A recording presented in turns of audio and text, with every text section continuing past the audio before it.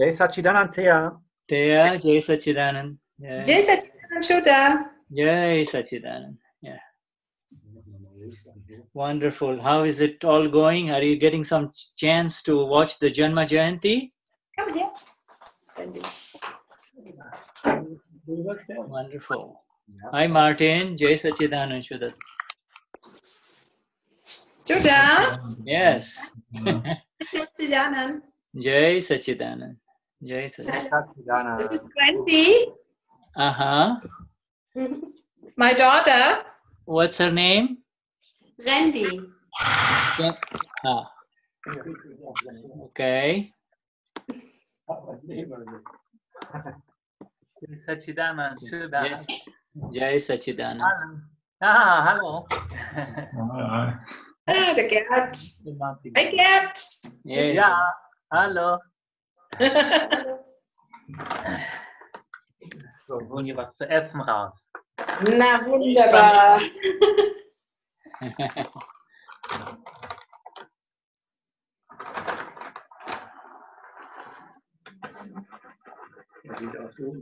So your daughter has taken Gnan, Thea? Yes. Yes. Oh, wonderful. Is this in Willingen? No, in Oberstdorf. Oberstdorf. Yeah. Yeah. All right. I remember your face, but I didn't know when. Was hat gesagt? Ich kann mich nicht erinnern. You speak English too, do you? Yes. Oh, not so good. A little bit. Oh, well, a little bit is a lot. Much more than the German that Shuddha speaks. Yeah. Well, it's wonderful to get together with you, my dear, and it's so beautiful to see a mother and a daughter together in this Akram Vignan. It is, Yeah. you must have been together in a previous life. And in a previous life, you must have asked for,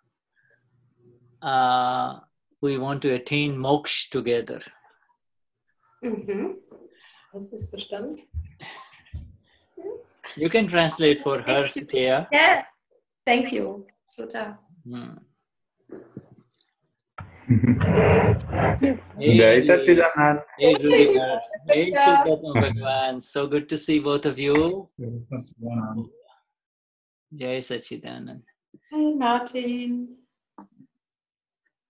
That was Rudiger and Svenia. We just got a brief darshan of two Mahatmas.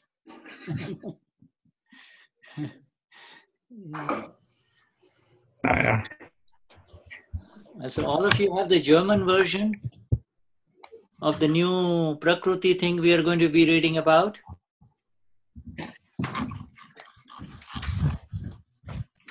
Do you have the German version of the Prakriti chapter that we are going to be taking up? Okay, Shuddha fragt, ob wir die deutsche Version von dem neuen Text haben. Ich übersetze das jetzt mal gerade schnell, obwohl ich nicht dran bin. Thea, das ist auf der Mahatma-Seite und alle anderen. Auf der Mahatma-Seite Akram Vignan Mahatma Download. Ja.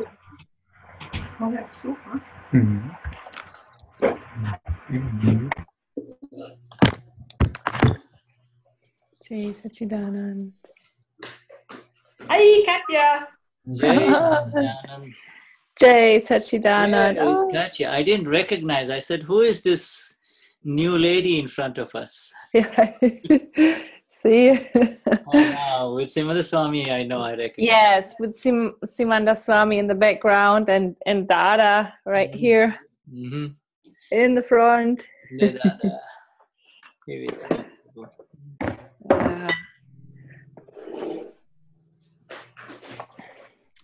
I'm preparing everything here.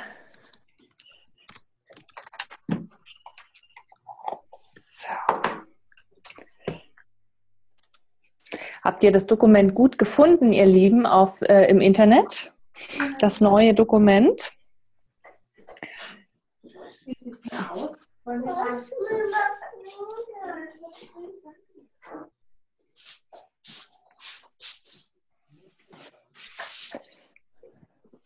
Willst du noch mehr?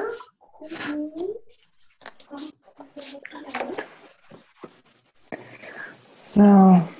Thea, hast du das Dokument gut gefunden im Internet?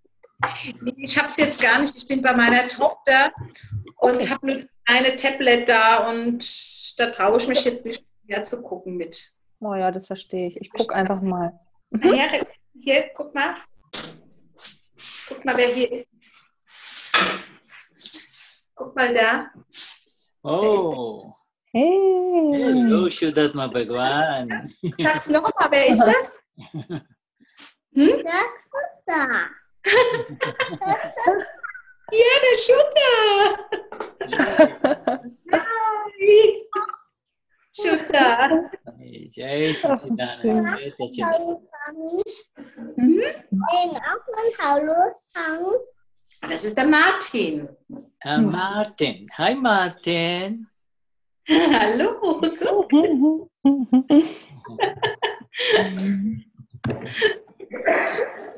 Da ist er, der Shuddha.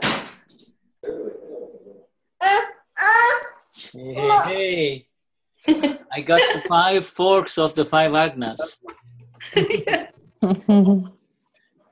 Achtung. Hildegard. Jai Satchidanand.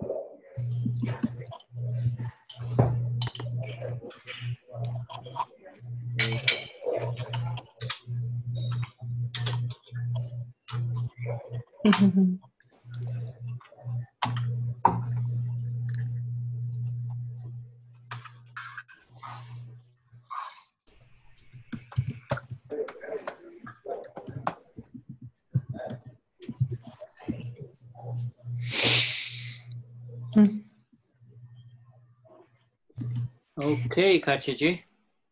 Yeah. Okay. Shall we start? Is it already? Is it time? Almost time. Yeah. Gosh. Well, lots of Mahatmas are in Langen at the Mahatma meeting, so they will come probably later or log in with the telephone later.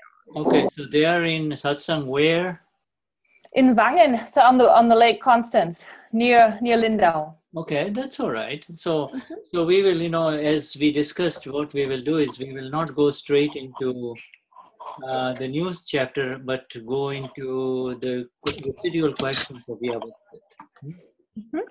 Was Shuddha gerade gesagt hat, was wir heute machen werden, ist, dass wir nicht nahtlos übergehen in ein neues Thema, wo das Dokument zu finden ist, sage ich gleich noch, sondern wir werden erstmal die restlichen Fragen, die es zum Vyavasthit noch gibt, heute beantworten. Also jetzt, damit fangen wir an, die zu beantworten. Okay. So, Ines. Ach, super, ja. Susanne hat es gerade auch schon in den Chat reingeschrieben, dann kann ich das direkt sagen. Die Unterlagen findet ihr auf unserer Webseite, auf unserer deutschen Webseite events.dadabhagwan.de und dann da, wo die anderen Informationen auch immer waren, unter dem Punkt Mahatmas. Solltet ihr aus irgendeinem Grund da letzter Zeit nicht gewesen sein oder jetzt an einem anderen Computer sein, das Kennwort und der Benutzername sind jeweils Dadashri, klein geschrieben.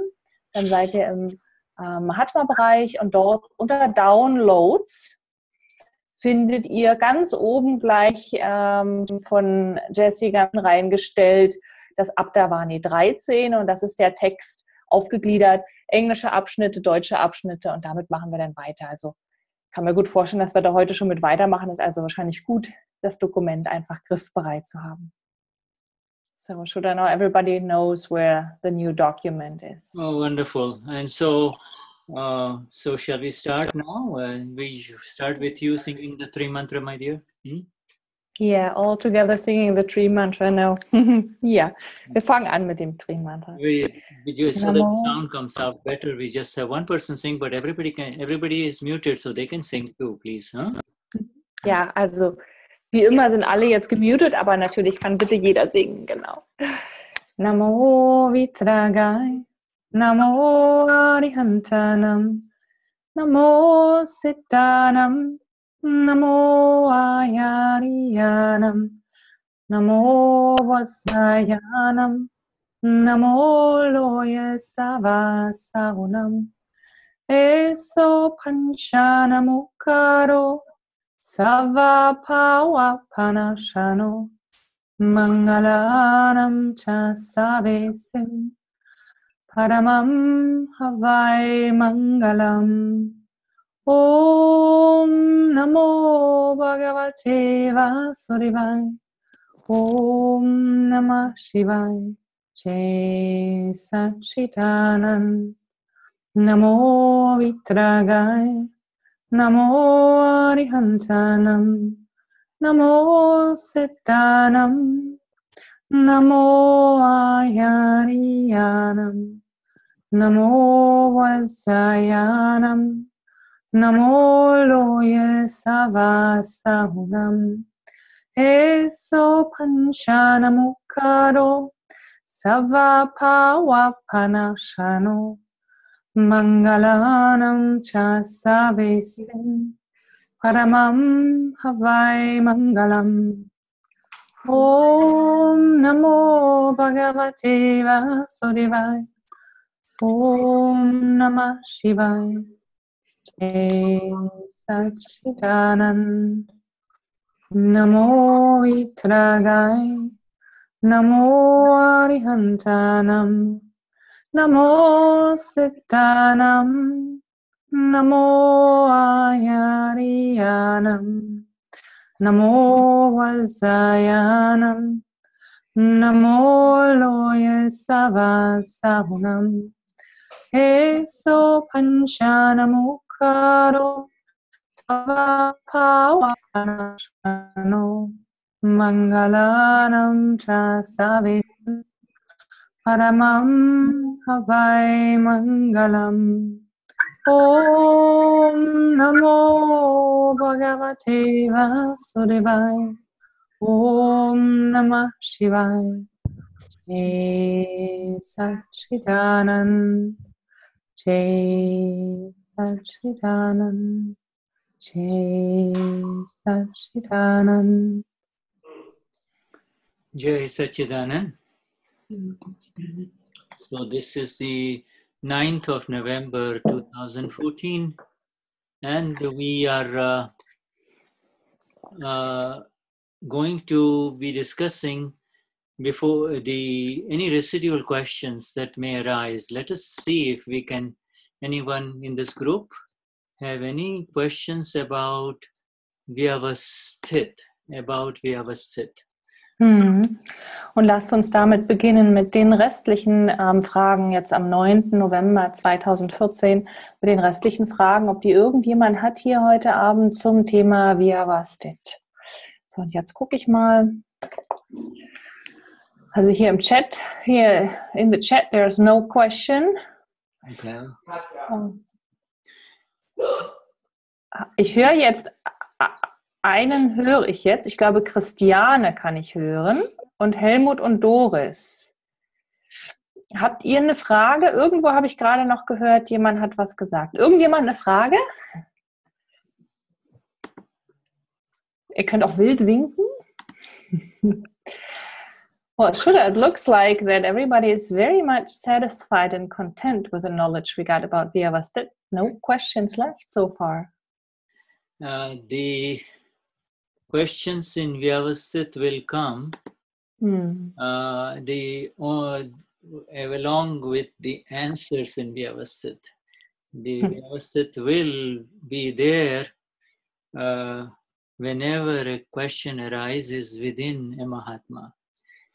Also die Fragen zu Vyavasthit, die werden natürlich kommen, sagt Shuddha, aber genauso werden die Antworten kommen. Und die werden genau dann kommen, wenn die Fragen in einem Mahatma entstehen zum Thema Vyavasthit. Because no question of Vyavasthit can be considered a question if it is part of this non-self complex or the Prakruti of this body complex. Then it is no longer a question of Vyavasthit. Weil es ist keine Frage von Vyavasthit, solange es eine Frage vom Nicht-Selbst-Komplex ist. So, did I understand that correctly? Say, as long as the question is coming from the Prakriti, it's not a question of Vyavasthit. Yeah, it shows that the Prakriti is still trying to understand Vyavasthit, whereas the one who has awakened in the Gnan Vidhi has already understands what Vyavasthit is all about. Also es ist tatsächlich, wie ich habe das richtig verstanden, dass solange die Frage vom Prakriti, also von der Natur, von der innewohnenden Natur des Nicht-Selbst kommt, ist diese Frage nicht von Vyavasthit, weil das bedeutet, dass dann immer noch die Frage vom Nicht-Selbst, vom Prakriti, vom Intellekt heraus beantwortet werden will über Vyavasthit. Aber der Erwachte, derjenige, der beim Gnan Vidhi erwacht ist, der erfährt die Antworten von Vyavasthit. So as evidences unfold, looking at the evidences will answer any questions about Vyavasthit. As the evidences unfold in our life, looking at the evidences will answer the questions with reference to Vyavasthit. Das heißt, wenn wir sehen, welche Umstände sich offenbaren, vor uns zeigen, wenn wir nur uns diese Umstände anschauen, dann wird Vyavasthit allein durch diese Umstände die Antwort offenbaren. Also die Antwort zeigt sich, indem man sich die Umstände, die sich offenbaren, betrachtet.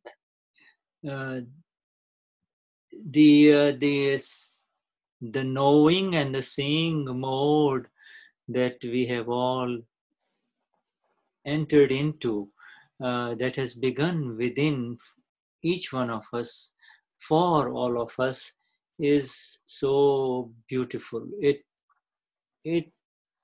really bypasses all questions. It is simply there with the answers if we are also with it.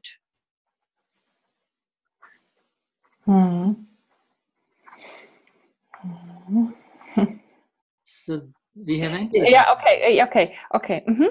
Also dieser Modus des Wissens, dieser Zustand des Wissens und des Sehens, in dem wir sind, der für uns begonnen hat, in dem wir sind und der für uns da ist, der ist so wunderbar, weil in diesem Modus des Wissens und des Sehens kommen wir sozusagen an all den Fragen vorbei. Wir gehen sozusagen um diese Fragen herum, weil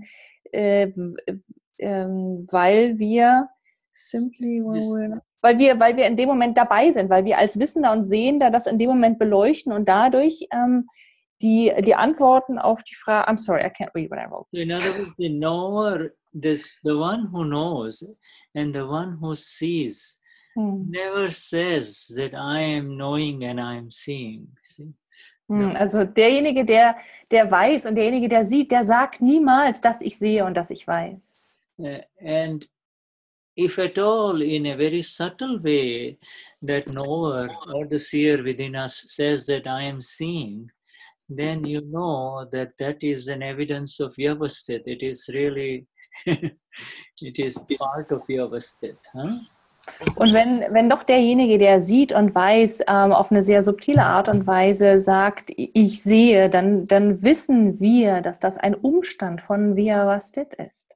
That is the knower and that is the seer that has awakened within all of us. That is the awakened one within all of Und das ist der Wissende und das ist der Sehende, das ist der in uns allen erwacht ist. That one is beyond any questions, beyond any complaints, beyond any satisfaction or dissatisfaction.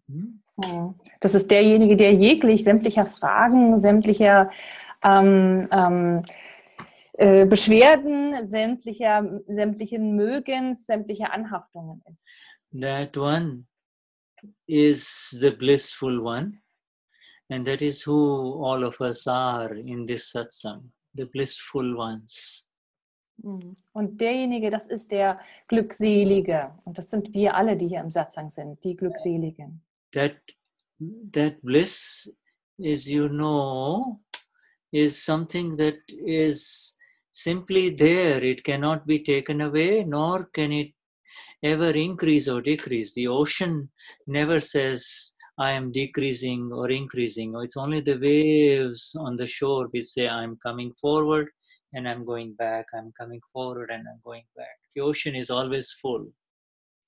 Und diese Glückseligkeit, diesen Bliss, den wir kennen, der ist immer da und der kann weder zunehmen noch abnehmen. Das ist genauso wie mit dem Ozean. Der ist auch immer da und wird auch nicht mehr und weniger. Es sind nur die Wellen, die an die Küste kommen, die daran schlagen, die größer und kleiner sind. Aber der Ozean an sich, der ist immer da.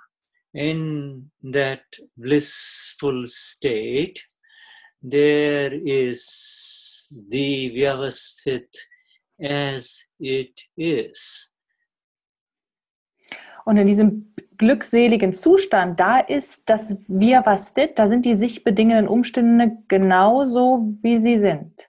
And Vyavasthit, as you know, in Gujarati means in exact order. Everything is orderly. Everything, just like a block after block after block, everything is precise. Und wie ihr wisst, auch ist die Bedeutung dieses Gujarati-Wortes Vyavasthit in Gujarati bedeutet dieses Wort in exakter Ordnung. Alles ist an seinem Platz, alles ist präzise. Es ist wie aneinandergereiht und alles in einer präzisen Ordnung und Reihenfolge, Ordnung. So you will see many Gujaratis, even those who have not taken Gnan, Vidhi, and haven't heard about Dada's Vyavasthit, they often use this word Vyavasthit. They will say, oh, I visited her home and everything was so Vyavasthit. Everything was just right where it should be. Everything was just... Und auch wenn ihr jetzt jemanden aus Gujarat, also an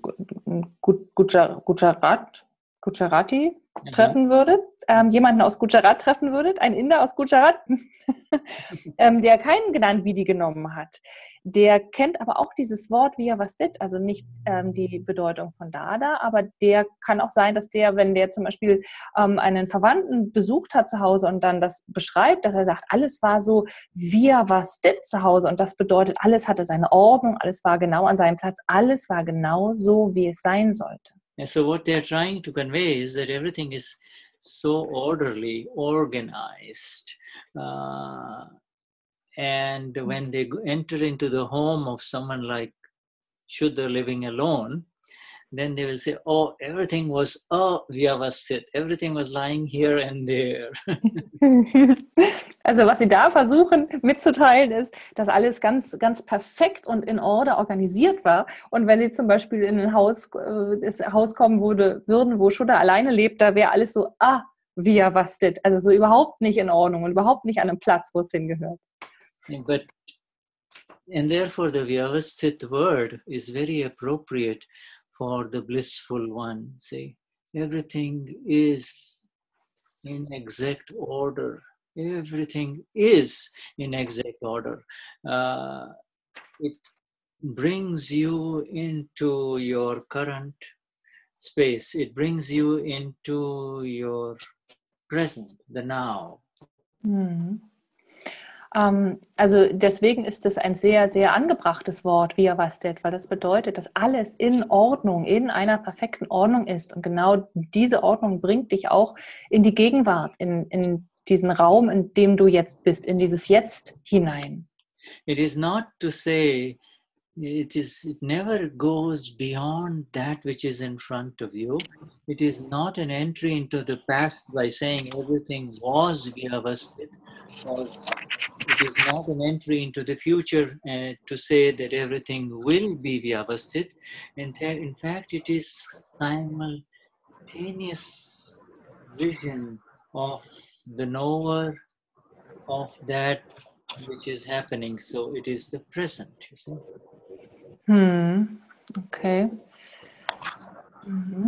What is happening? Okay. Also man sagt auch tatsächlich nicht, das war Vyavasthit oder alles wird immer Vyavasthit sein, sondern die Verwendung des Begriffs ist unmittelbar mit der Gegenwart verbunden, weil das bedeutet, also das heißt, Vyavasthit geht niemals über das hinaus, was ich gerade vor einem zeigt und was in dem Moment gerade in der Gegenwart da ist. Und das ist diese simultane Sicht. So it's it is die simultane Sicht des Wissenden, die in dem Moment passiert und die die Gegenwart bringt oder uns in die Gegenwart bringt. It is only when the vision gets stuck on any specific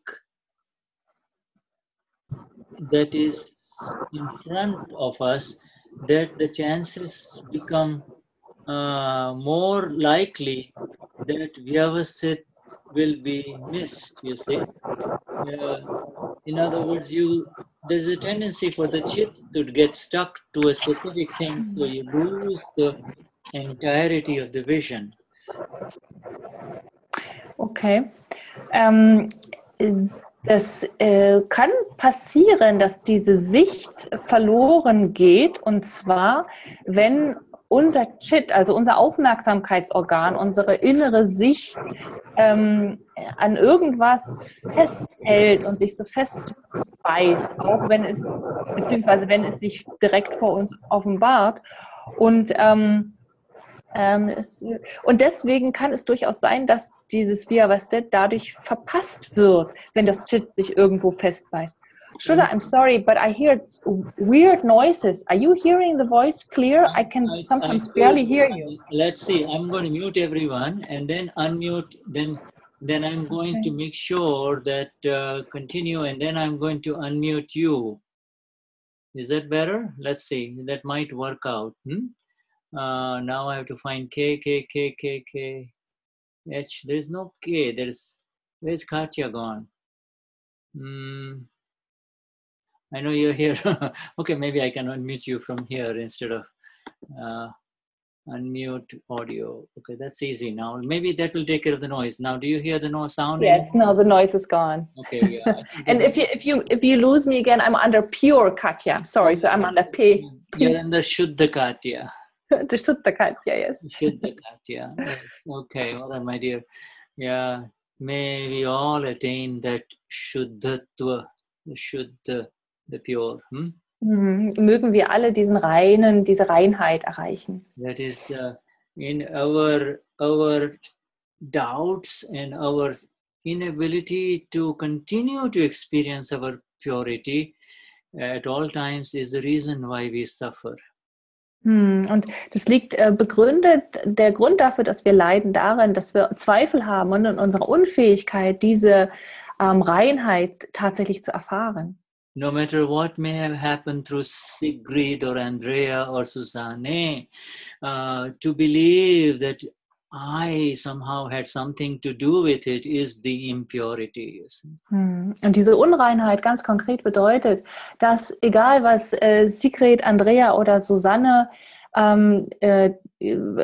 was sie getan haben, die Vorstellung, dass ich irgendetwas damit zu tun haben könnte, die sorgt dafür, dass diese Unreinheit reinkommt. So, our Gnani Purush Dadashri says that when all wrong beliefs go away, then absolute vision, absolute knowledge will arise. You see, and so even in discharge, when the wrong beliefs go away, then Keval Gnan will arise. Der Gnani hat gesagt, dass wenn alle die falschen Überzeugungen weggehen, auch wenn das während des Discharge die falschen Überzeugungen sind, genau dann wird dieses Keval Gnan, also dieses absolute Wissen erreicht sein. Now it is very interesting that our Gnani Purush, I was thinking, we have just shared a Dada Vani magazine of Vyavasthit, but what Dada has seen as far as Vyavasthit is concerned, and what he has come out with in words is much, much, much more than these 35 sessions that we've had in being with Dada, in understanding Vyavasthit. So he has said much more, or he has seen and didn't say much more. Said much more, and he has seen much more and experienced much more. Okay. Also es ist ja so, dass wir gerade das Dadavani-Heft mit den 35 Seiten über Vyavasthit behandelt haben in den letzten Monaten des Satsangs. Und Dadashri hat also tatsächlich so viel mehr über das Thema Vyavasthit gesehen, so viel mehr über dieses Thema gesagt und auch so viel mehr selbst erfahren und erlebt. Yeah, Vyavasthit is the growing understanding within a Mahatma who is a true Mahatma. You see, who is a true Mahatma? Vyavasthit ist das immer wachsende Verstehen und Verständnis innerhalb oder in einem wahren, wirklichen Mahatma. And the definition of a true Mahatma is the one who has the deepest intentions to remain in the 5 agnas of the Gnani Purush. That's all. Just the intention. Und die Erklärung dafür, wer ein wahrer Mahatma ist, ist derjenige, der die tiefe Absicht hat, in den 5 Agnas, und da hat Shuddha seine Hand gezeigt, in den 5 Agnas das Gnani Purush zu bleiben. Nur die Absicht, die tiefe, ehrliche, aufrichtige Absicht. It is very interesting. It is not remaining in the agnas that is going to increase the Vyavasthit as much as the intention to remain in the agnas is more powerful, because the intention kind of is the underlying substrate of it all. For the one who is in agnas, there is no more understanding needed. For the one who is in the agna, there is no understanding needed. The one who has the intention to remain in the agnas, for him the understanding is going to continue to increase. Okay, es geht nicht darum, beziehungsweise derjenige, der in den Agnas ist und derjenige, der die Absicht hat, in den Agnas zu sein. Also das Verständnis über Vyavasthit wird mehr wachsen bei demjenigen, der die Absicht hat, in Vyavasthit zu sein, als derjenige, der in den Agnas verbleibt. Oh, sorry, Shuddha, just to make sure that I understand that correctly. So you said remaining in the 5 Agnas increases Vyavasthit less, or increases the understanding of Vyavasthit less than the intention? Is that what you said? The remaining, since there are 3 levels in the following of the agnas. One is the intention, the second is the following, and the third is being in the agna. Being in the agna.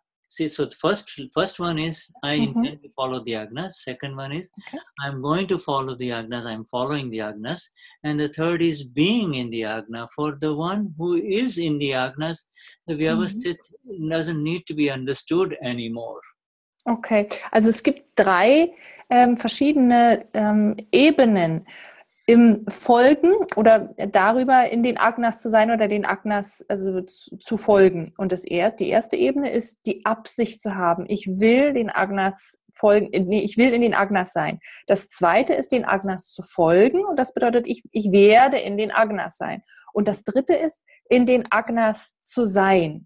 Das bedeutet, ich bin in den Agnas. Yeah, so of the 3 steps, the first and the second steps are an active maneuver, active purusharth of the person.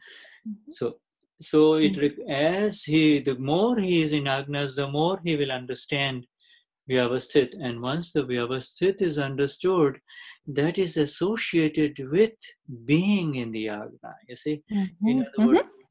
Ja, okay. Die ersten beiden Stufen, also die Absicht zu haben, in den Agnas zu sein und den Agnas folgen zu wollen, sind beide sehr aktive Manöver, und das ist verbunden mit dem Purusharth, also mit der spirituellen Anstrengung, die wir übernehmen können. Aber dieser dritte Zustand, beziehungsweise je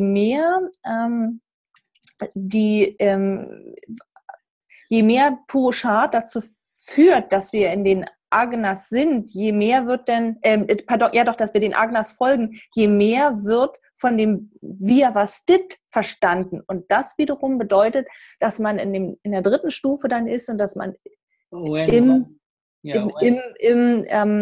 man in den Agnas ist. that final one is the state of the Gnani, see? The Gnani. Die dritte Ebene, das ist der Zustand des Gnani. And so for the rest of us, we have to continue to understand Vyavasthit by following and trying to remain as much as possible within the agnas. It's like, how do you understand something that requires you to be in a very special place? Also für uns, die eben noch nicht auf der dritten Ebene angelangt sind, bedeutet es einfach, weiterhin die sich bedingenden Umstände, also Vyavasthit, zu verstehen, indem wir versuchen und weiter die Absicht haben, in den Agnas zu sein und ihnen zu folgen. And the answer, we had discussed this at great length last time with Katja ji, or you were with me last week, right, Katja? Grit was with you. Mm-hmm. Yeah, right, Grit. With Grit, wherein we were emphasizing so much the absolute vision, the vision of the self. The vision of the self is that which lets you see the evidences. That's all. Und das, was wir letzte Woche mit Grit auch so ganz intensiv besprochen haben, ist die absolute Sicht. Und genau diese absolute Sicht lässt dich die Umstände sehen, lässt dich Vyavasthit sehen. And also in that seeing, it does not let you stick to any particular facet of that within or without, that within, inside or outside, where you would get stuck. That is called vision, you see. You don't get stuck. Und was Sicht an sich, diese Sicht an sich bedeutet, ist, dass du nirgendwo kleben bleibst, hängen bleibst. Weder innerlich noch äußerlich, dass deine Sicht, dass die Sicht nirgendwo hängen bleibt. You know, it's a Sunday afternoon and you're in your home and through the window you see that a big truck, a tractor truck has come and it is digging soil. It is digging soil and taking it and throwing and making a lot of noise. And there are 3 or 4 men working, trying to dig a hole. After seeing them, is it not possible for you to kind of continue to do whatever you're doing in the house? Zum Beispiel jetzt an einem Sonntagnachmittag, da ist so ein großer Lastwagen vor eurer Tür und der macht einen riesen Lärm, in dem einfach ein großes Loch gegraben wird und dass irgendwelche Steine oder also irgendwelche Sachen transportiert werden sollen in das Loch von diesem Laster. Ist es euch nicht möglich, nachdem ihr dieses Bild gesehen habt, dann nicht einfach eurer Arbeit weiter nachzugehen? Yeah, or do you just sit by the window and start looking at one man and then the other man and the third man and trying to make out what they are saying? Or do you get totally stuck? And if they are working for 2 hours, you are sitting and watching them for 2 hours. Is that what you would do? Oder würdest du vielleicht direkt vom Fenster aus runterstarren und erst den einen Mann beobachten, dann den anderen und dann versuchen, an den Lippen zu lesen, was sie wohl sagen und komplett stundenlang damit zubringen, die wirklich zu beobachten? Ist es das, was du tun würdest? Yeah, you might do that before the Gnani Vidhi, but now, because before the Gnani Vidhi, seeing them might interest you, and any interest is where the chit would go. If they're good-looking men or, they're doing something different than what happens every day in your neighborhood, then you might look at them for a while. But now, the analogy of this example that is being given is something to do with your seeing. You see, seeing. Und die Analogie, die hier gegeben wird, dass es etwas mit deinem Sehen zu tun hat. Das kann durchaus sein, dass du vor dem Gnani Vidhi vielleicht dich dort festgeschaut hättest, weil es wäre vielleicht etwas Interessantes gewesen, was durch irgendwas Spannendes, Neues für dich gewesen wäre und du deswegen sehr gerne hingeschaut hättest, aber nicht mehr nach dem Gnani Vidhi. Yeah, and now if you before the Gnani Vidhi, when you opened up a newspaper, you probably read not only the headlines, but you probably are one of the few rare ones who would read practically the entire newspaper from A to Z completely, every page, every advertisement, you see. and now you are hardly interested even in the headlines. Now you are hardly interested in the headlines. Und es kann durchaus sein, dass vor dem Gnani Vidi, dass du dann eine Zeitung komplett von A bis Z, von vorn bis hinten, nicht nur die Überschriften, sondern alle Artikel durchgelesen hast. Und jetzt, wie ist es jetzt? Es kann sein, dass du durchaus so noch nicht mal, also kaum interessiert bist und manchmal noch nicht mal die Überschriften lesen willst. Yeah, just today, it's evening. So in fact, Gnani Vidi is going on, or already has happened in India at the Janma Jayanti Center in Gandhi Dham, the big city on the, not the big city, but a town on the western shores of Gujarat. But somebody had asked a question there, and I'll share it with you in a minute here.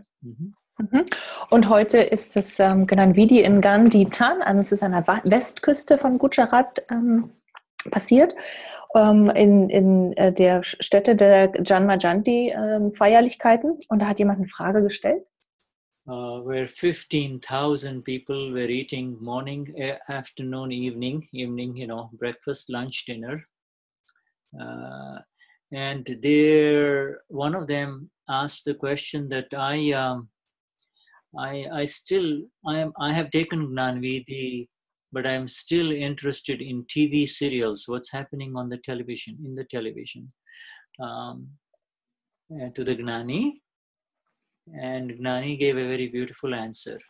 Okay, und die Frage war, dass jemand gesagt hat, nach dem Gnani Vidi, ich bin immer noch interessiert an, was im Fernsehen abläuft, an TV-Serien.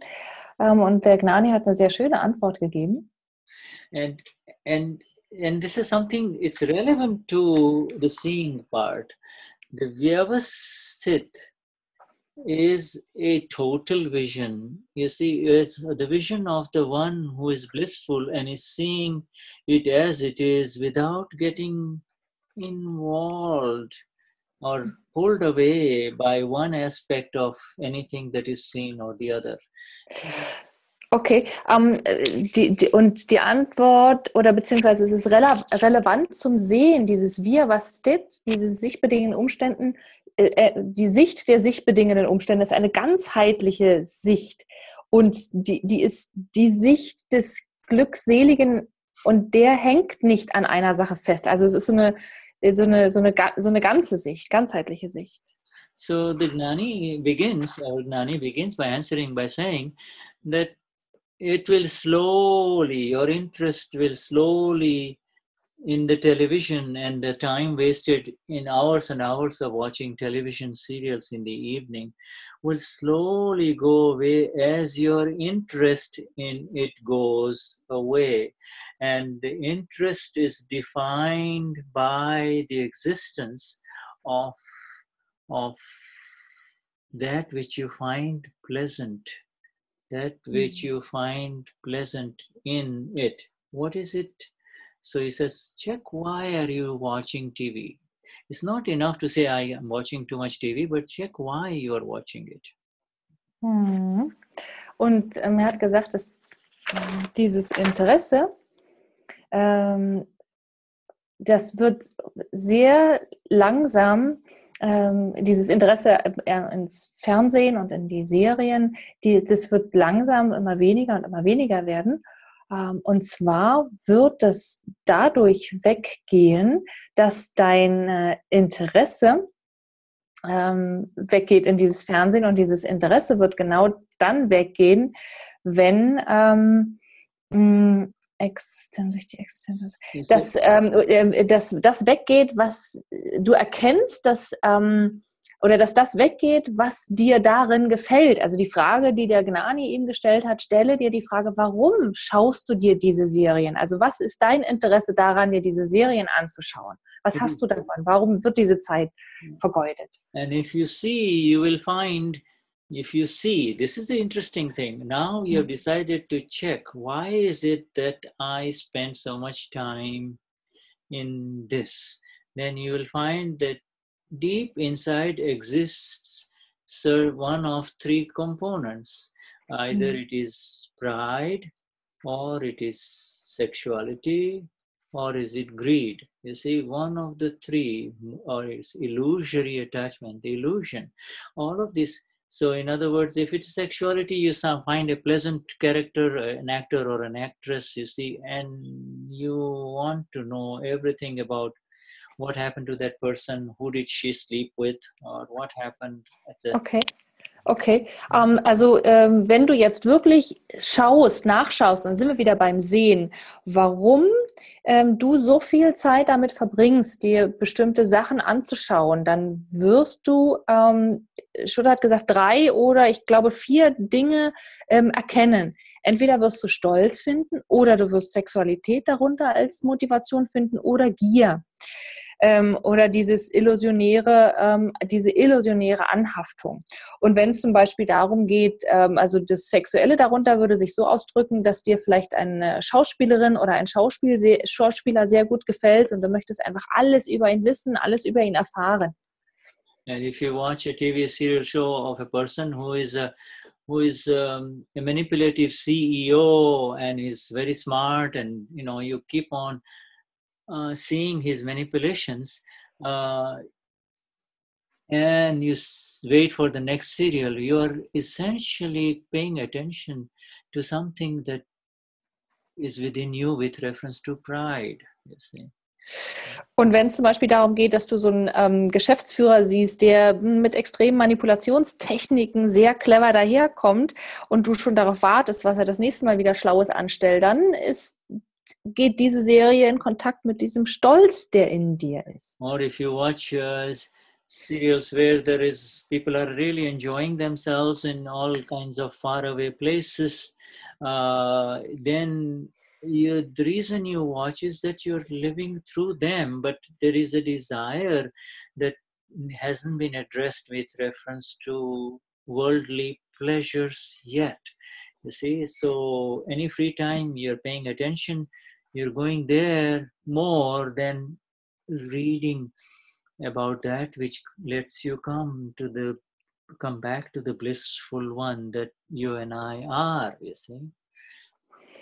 Und wenn zum Beispiel du dir wirklich sehr gerne anschaust, wie andere sich amüsieren und eine schöne Zeit haben und vielleicht an Ortschaften sind, die weit entfernt sind, in einer schönen Reisesachen sind, dann bedeutet das, dass du durch sie lebst, durch sie eine Freude erfährst. Und das bedeutet, dass durch diese Freude, die die ausdrücken, in dir eine weltliche Freude angesprochen wird, die einfach jetzt noch nicht adressiert wurde. And what was the last part? How to come back to the blissful one?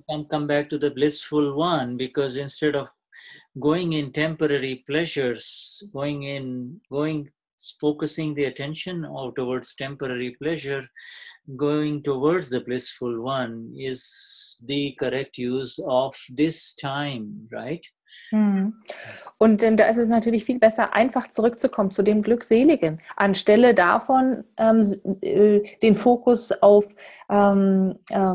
weltliche Freuden zu richten, sondern tatsächlich in der jetzigen Zeit, das ist das, was in dieser jetzigen Zeit zu tun ist, zu dem zurückzukommen, zu dem Glückseligen zurückzukommen. So essentially it's a kind of a play between the blissful one and the beggar, you see, the hungry one and the content one, the still one. Also im Prinzip ist es wie eine Art Spiel zwischen dem Glückseligen und dem Bettler, zwischen dem Hungrigen und zwischen dem Zufriedenen. And we are not taking away the hunger or the food of the beggar. You see, we are not saying, give me your food, it doesn't belong to you, you're not supposed to do that. That is not Akram Vignan. Akram Vignan is simply that we do not want to enter into it again. Akram Vignan nimmt jetzt nicht das Essen, nimmt nichts weg, nimmt zum Beispiel nicht das Essen von dem Bettler weg. Das ist nicht Akram Vignan. Akram Vignan heißt, dort einfach nicht nochmal wieder reinzugehen. Yeah, the beggar sometimes is a very heavy word, but it is very appropriate in front of the blissful one, you see. Mhm. Bettler mag vielleicht manchmal ein sehr, sehr heftiges Wort sein, aber es ist doch sehr angebracht im Verhältnis oder ja, im Gegensatz zu dem Glückseligen.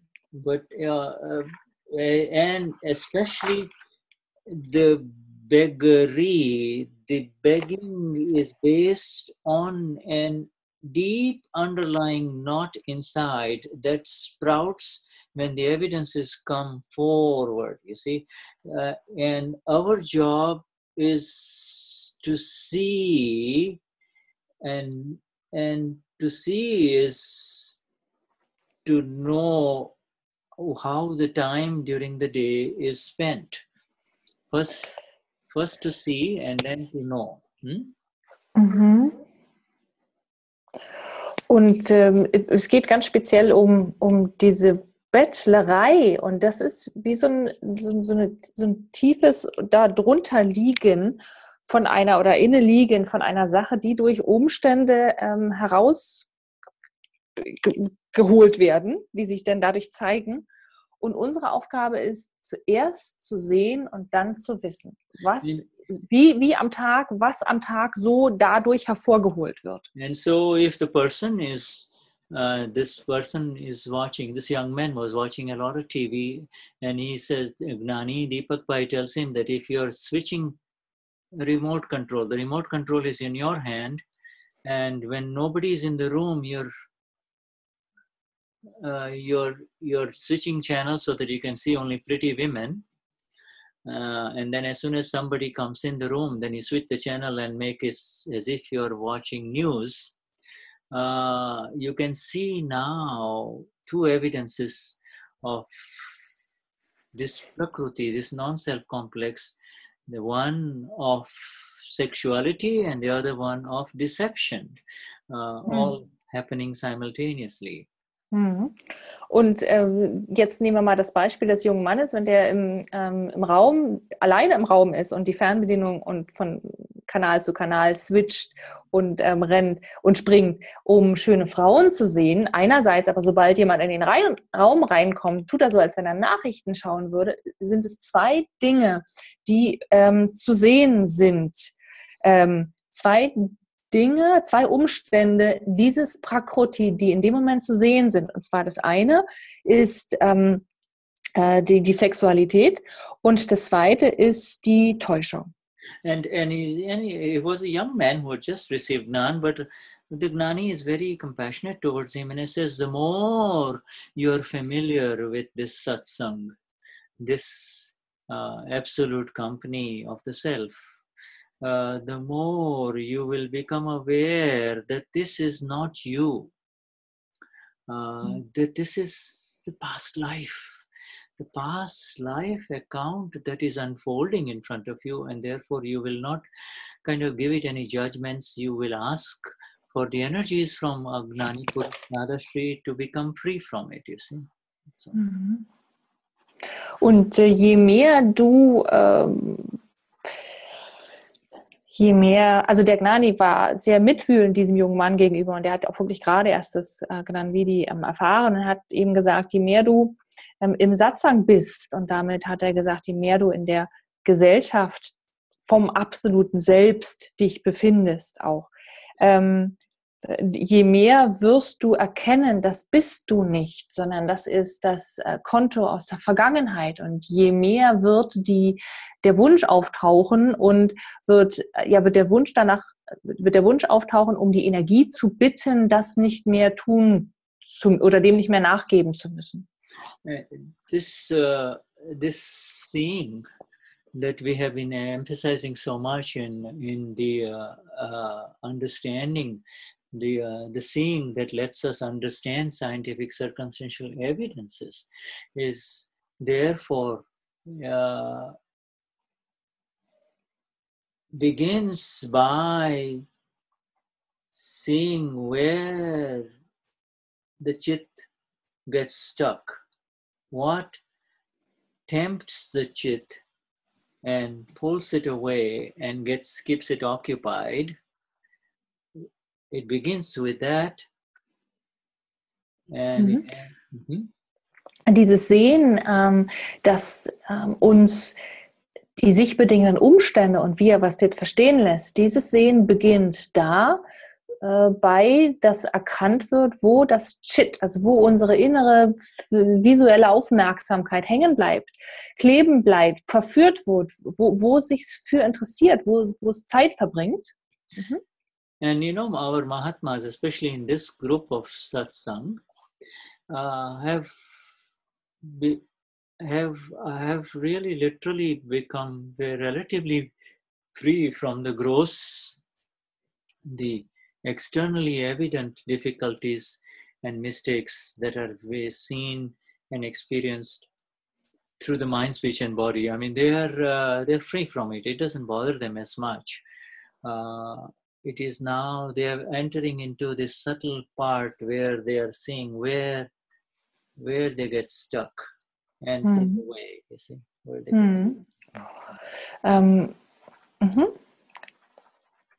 Und die Mahatmas speziell in dieser Gruppe hier, die können tatsächlich, oder man kann tatsächlich sagen, dass sie relativ frei inzwischen sind von diesen groben Dingen, die sich äußerlich entladen, und zwar die groben Umstände von Verstand, Sprache und Körper. Und jetzt tauchen sie immer mehr in diesen subtilen, feineren Teil, in dem gesehen wird, wo das Chit weggezogen wird, wofür es sich interessiert. Das wird jetzt immer mehr gesehen. The mind may get disturbed a lot and make all kinds of what we call temper tantrums, silly behavior, stupid thoughts, all of those things.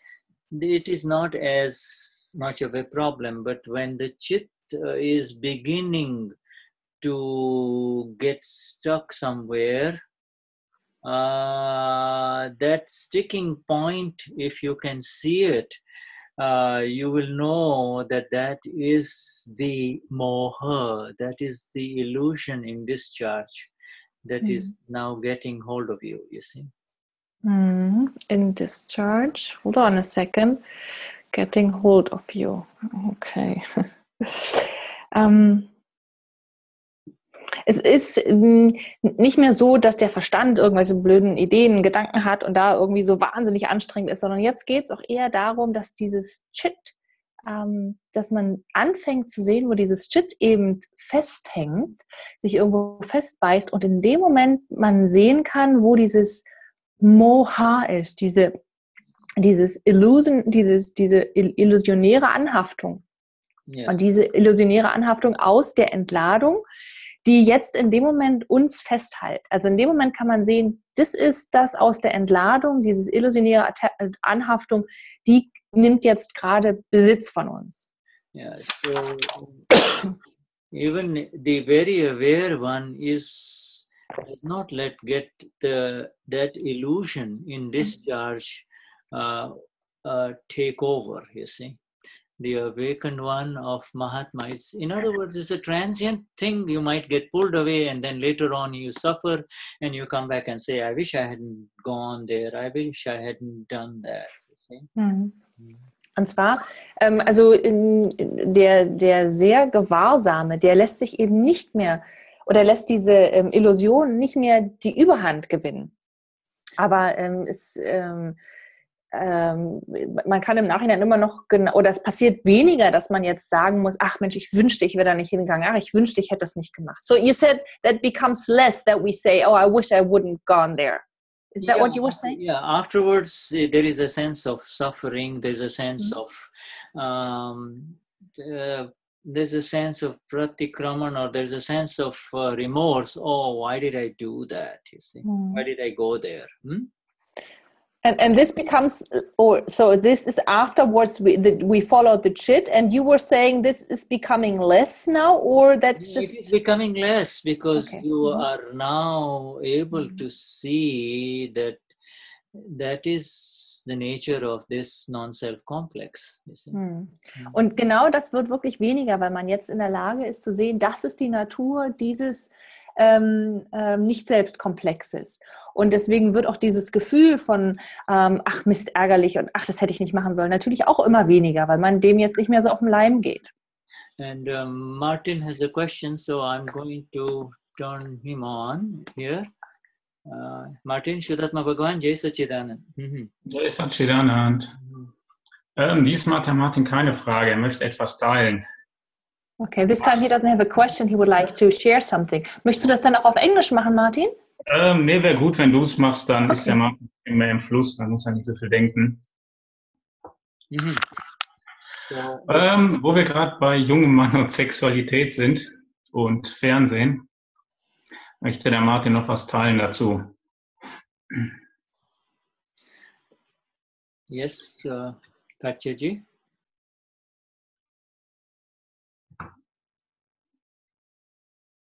Katja? Oh, Katja has muted herself. Katja? Unmute audio. Okay. Yes. I'm sorry. Thank you. I'm sorry, I couldn't mute myself back. Oh, yeah. So jetzt wollte der Martin, so Martin wanted to share something about the topic of sexuality. Okay, please do, Martin. Yeah. Ja, also es ist auch so, dass Martin, ist jetzt vor einiger Zeit, gab es auch so eine Phase, wo es im Martin einfach, diese Sexualität sich sehr, sehr stark gezeigt hat und gerade auch in Bezug auf, ich sag mal dann, erotische Filme gucken und sowas und das hat einfach einen sehr starken Zug oder Drang. So it was lately that it really showed that the connection towards the sexuality, and that showed in seeing movies, erotical movies, and that had sometimes really a strong pull. Yes. Ja, und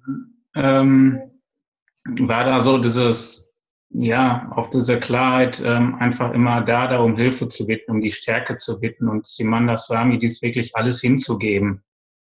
Und jedes Mal, wenn dieser Drang da war, ob er jetzt ausgelebt wurde oder nicht, aber einfach immer wieder, da war einfach dieses Wissen und immer wieder diese Hingabe, diesen Fall doch bitte mit Gleichem begleichen zu können. And there was this clarity. The clarity was always there to ask for the strength and to also that the wish was there to give it all to Simanda Swami, and that whether he followed the wish or not, that didn't really matter, but there was always the clarity and the wish there to ask for the strength to not have to do that. Ja, und irgendwann war dann auch dieser Impuls dann da, so wenn dieser sexuelle Drang dann mal nachgelassen hat, wenn mal wieder mehr, ich sage jetzt mal, Klarheit und Bewusstsein da ist, sich dann wirklich hinzusetzen und auch zu schauen, was ist es denn, was Martin da so, wie Shuddha sagt, was da so interessant dran ist. Was ist es, was Martin da drin sucht? Und allein sich das aus so einer bewussten Haltung mal anzuschauen, das hat schon so viel Klarheit gebracht. And whenever the impulse became a little less, then there was this.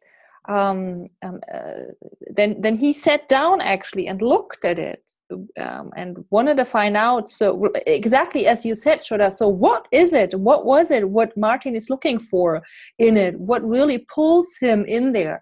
And just with this awareness to ask that question and to see that situation, that really made a huge difference and really makes something with it. Yes. Und es ist jetzt auch so, dass dieser Impuls, sich irgendwo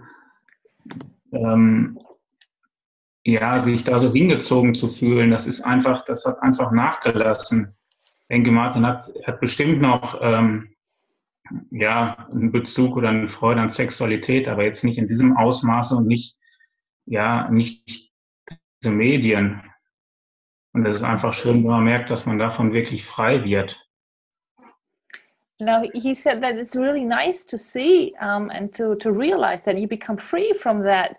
Even though the impulse is still there, of course, but it became less, and that he could see that Martin is not pulled away and drawn into that that strongly anymore, especially in the part of the sexuality and in the media. Mm-hmm. Mm-hmm. Mm-hmm. Yes. Mm. So it was just nice for him to see that it just Yes. really changed, that he could see and feel the change and realize the change. That becomes less and less. Martin, our Gnani Purush Dadashri has said, and it's a very powerful and a very amazing sentence, that if it was not for the bliss of the self, I would have never spoken a word about brahmacharya or becoming free from sexuality. Und der Gnani Purush Dadashri hat mal einen sehr, sehr powervollen Satz gesagt: Wenn es nicht um die Glückseligkeit des Selbst gehen würde oder gegangen wäre, hätte ich niemals ein einziges Wort oder einen Satz über Enthaltsamkeit, sexuelle Enthaltsamkeit gesagt. Because to talk about becoming free from sexuality and the pleasure of sex without giving something in return is really doing a major disservice to the man whom you're trying to help. It is really hurting that person. Und weil der Grund dafür ist, darüber also etwas zu verlangen, dass derjenige die Sexualität und das Vergnügen darüber abzugeben, dass er diese Freude darum loswerden soll, die ist ja sowas von verletzend für diesen Mann. Das ist ja, und er bekommt ja im Prinzip, also wenn er da nichts im Gegenzug bekommen würde, das hat er gesagt, also wenn er nichts dafür bekommen würde, wäre das so extremst verletzend. Deswegen hätte er das ja nie gemacht. That which is the most pleasant of all the five senses, everything that the five senses has to offer, meaning sexual pleasure, that to transcend that or to overcome that is a phenomenal happening, and it is now a working reality through your own sentence, Martin. You, as Mahatma, is saying that I am able to see it and understand that it doesn't have as much of a pull. It doesn't drag me away like it used to. Und das, was dieses Vergnügen, was die 5 Sinne bringen, ganz speziell auf der sexuellen Ebene, das zu überkommen, das ist jetzt deine Realität auch geworden, weil du jetzt in der Lage bist, das selbst zu sehen. Du kannst jetzt selbst sehen, was Martin immer reingezogen hat in die Sexualität. It is considered a fire, a living fire that simply will never extinguish. Sexual instinct is a fire that can never be extinguished. Die Sexualität ist wird betrachtet als lebendiges, als lebendes Feuer, das nie ausgeht. Das wird nie erloschen sein. It exists in a 90-year-old man and a 90-year-old woman, even though their whole life they've been trying to suppress that instinct as they entered into spirituality, say from age 40, 50, 60, whatever. It will continue to be there as a fire inside. Und dieses Feuer existiert in einem 90-jährigen Mann und einer 90-jährigen Frau, auch wenn sie mit 50, 40 oder 60 eingetreten sind oder seit diesem Zeitpunkt in der Spiritualität unterwegs sind und diese sexuellen Impulse unterdrückt haben. Trotz alledem existiert dieses Feuer in diesen Menschen. Only Akram Vignan and this magnificent establishment in the state of the blissful one that you and I, all of us are, is the one way in which you can become free from that fire that lights up and then lights up and then blazes and seemingly dies but never dies. Und in Akram Vignan, nur in diesem etablierten, glückseligen, nur in diesem Zustand ist die Möglichkeit gefunden oder ist ein Weg gefunden, frei zu werden von diesem Feuer, was wieder auflodert und wieder ganz hell wird und explodiert und alles vernichtet und dann vielleicht offensichtlich ganz ruhig ist und offensichtlich ausgeht, aber das sieht nur so aus, das tut es nicht, es wird nie ausgehen. And by the time it is dying, in other words, we'll say he's a 90-year-old man or an 80-year-old woman. What kind of sex does she have? The answer is that the fire has gone. Fire is taken full speed inside, internally at the subtle level, and in the causal body, it is now ready to again explode in the new body that it comes into. You see? Mhm. Und wenn man meinen könnte, Mensch, in dem Alter mit 80, 90, wo wird denn da noch die Sexualität gelebt? Ja, dieses Feuer, das ist jetzt auf die subtile Ebene gewechselt und ist in dem Kausalkörper drinne, der ja mit in das nächste Leben genommen wird.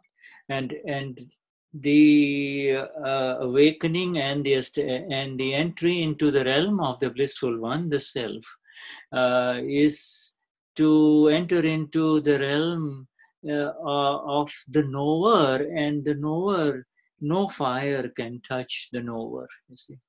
No fire of any kind. In other words, you have stopped burning forever. And now what is left is Martin kind of being in that fire off and on, and you are there to be there for him. Und durch das Erwachtsein und durch dieses Hineinkommen in das Reich des Selbst ist man nämlich in dem Reich des Wissenden. Und der Wissende, der ist in keinster Weise berührt von diesem Feuer. Der Wissende kann nie verbrannt werden, kann nie berührt sein. Und jetzt, was jetzt noch übrig ist, ist nur Martin, der ab und an mal wieder davon in Anspruch genommen wird, aber du bist da, um ihn zu begleiten und um ihn rauszuführen. But you know, it's associated with two levels of knowledge. I'm the blissful one, and I'm aware as Martin that this pleasure is not like eating a piece of cheesecake or a chocolate, you see. Und da ist so die Assoziation mit den zwei unterschiedlichen Ebenen hier. Die eine Ebene ist, dass ich bin der Glückselige und die andere ist, dass ich gewahr bin als Martin, dass sich jetzt nicht darum handelt, dass man das gleiche, also das ist nicht das gleiche Vergnügen, gleiche Freude, als wenn man ein Stück Schokolade oder irgendwas anderes Nettes essen würde. And you're already aware of all the various levels of difficulties that this pleasure that is entered into, the sexual pleasure, and its effects on awareness of who am I? You see, its effects on awareness of who am I. Und du bist dir schon gewahr darüber, was das für Folgen hat. Und zwar sind die Wirkungen sehr intensiv also die Wirkungen, wer bin ich?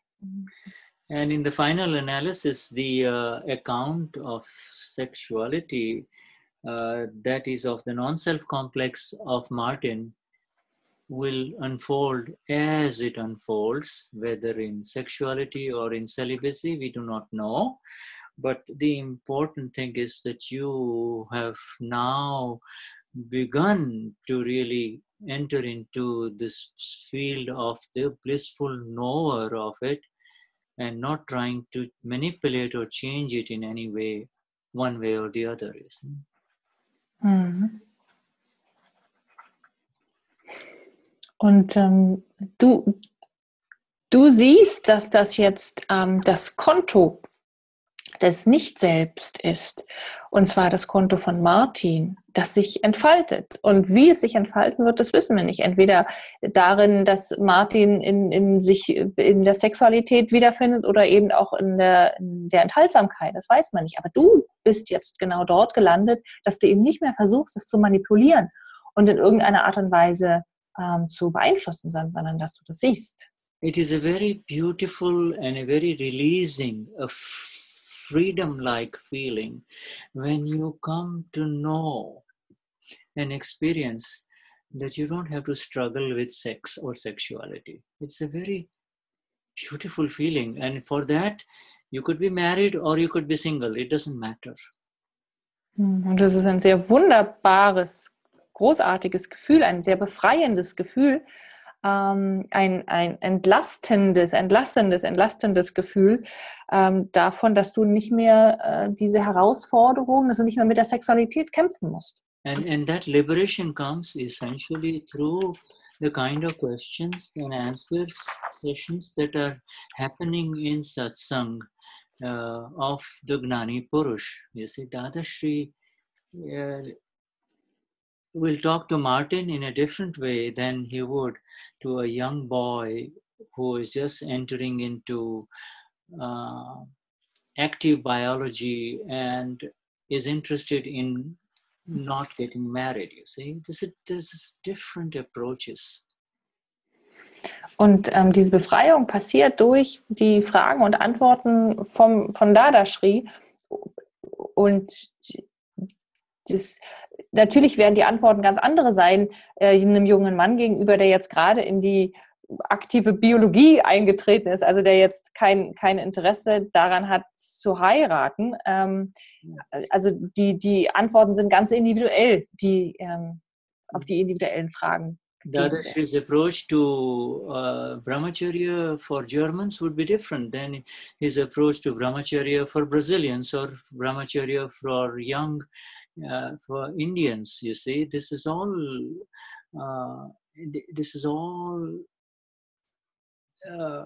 tailored to the level of the separation. You see.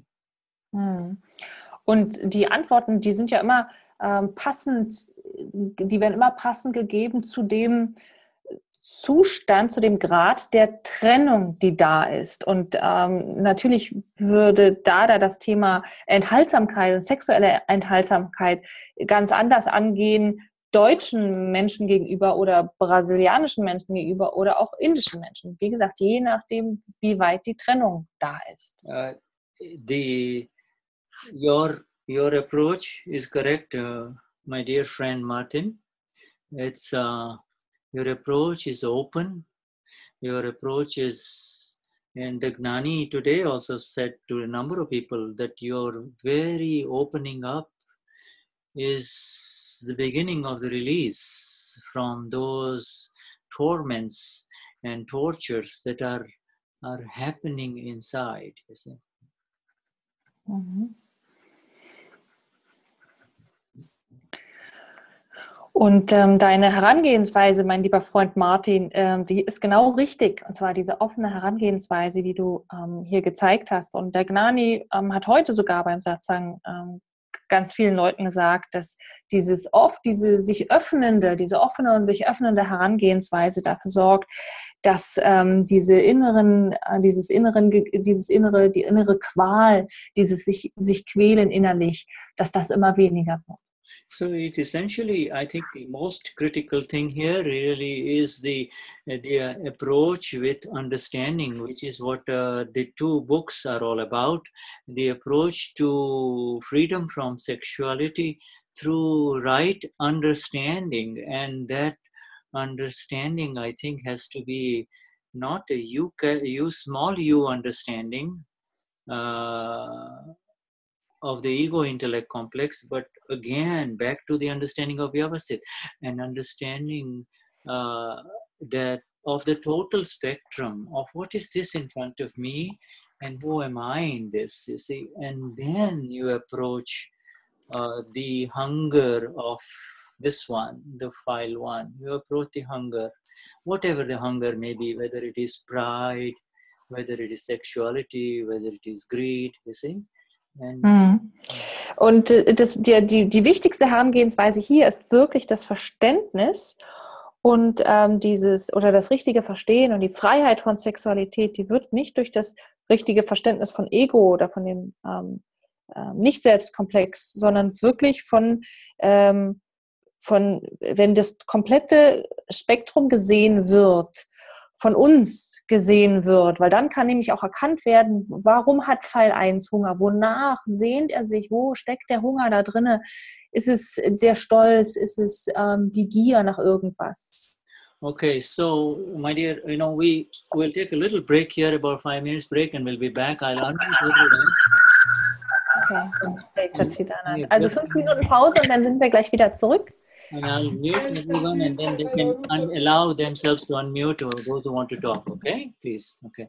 So mute everyone, and then those who want to talk, they can unmute themselves, all right? Let me just unmute that. Okay, also ihr seid jetzt alle offiziell von Shuddha. Wieder könnt ihr euch zu Wort melden. Wenn ihr wollt, könnt ihr jetzt euer Mikrofon selbst ausstellen und könnt reden. Und wir sehen uns jetzt ein paar Minuten wieder. Jai Satchidanand.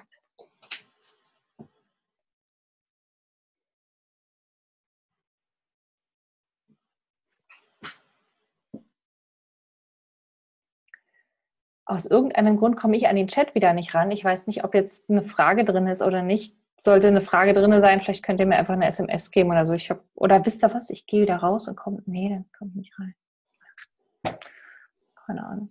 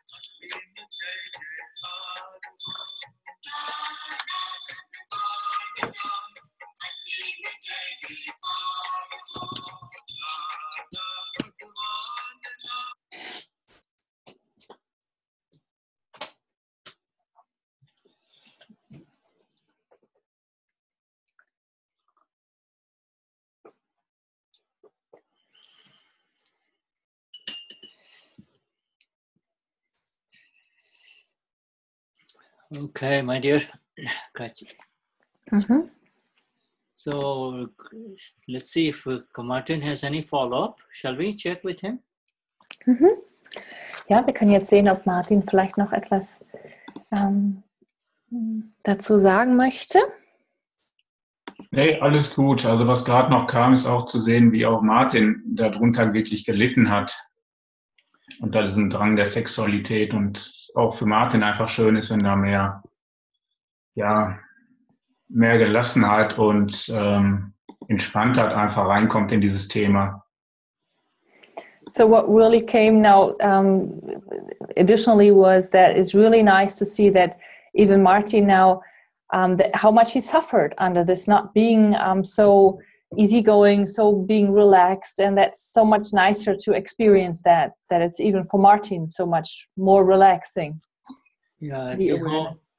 Yes, yes, Martin. I mean, this whole science is all about becoming easy and free, becoming the emperors, reclaiming our seat of the emperor, that we are the emperor of this universe of ours. You see, this very precious time is meant to be easy and blissful, not to be hurting in any aspect of our life.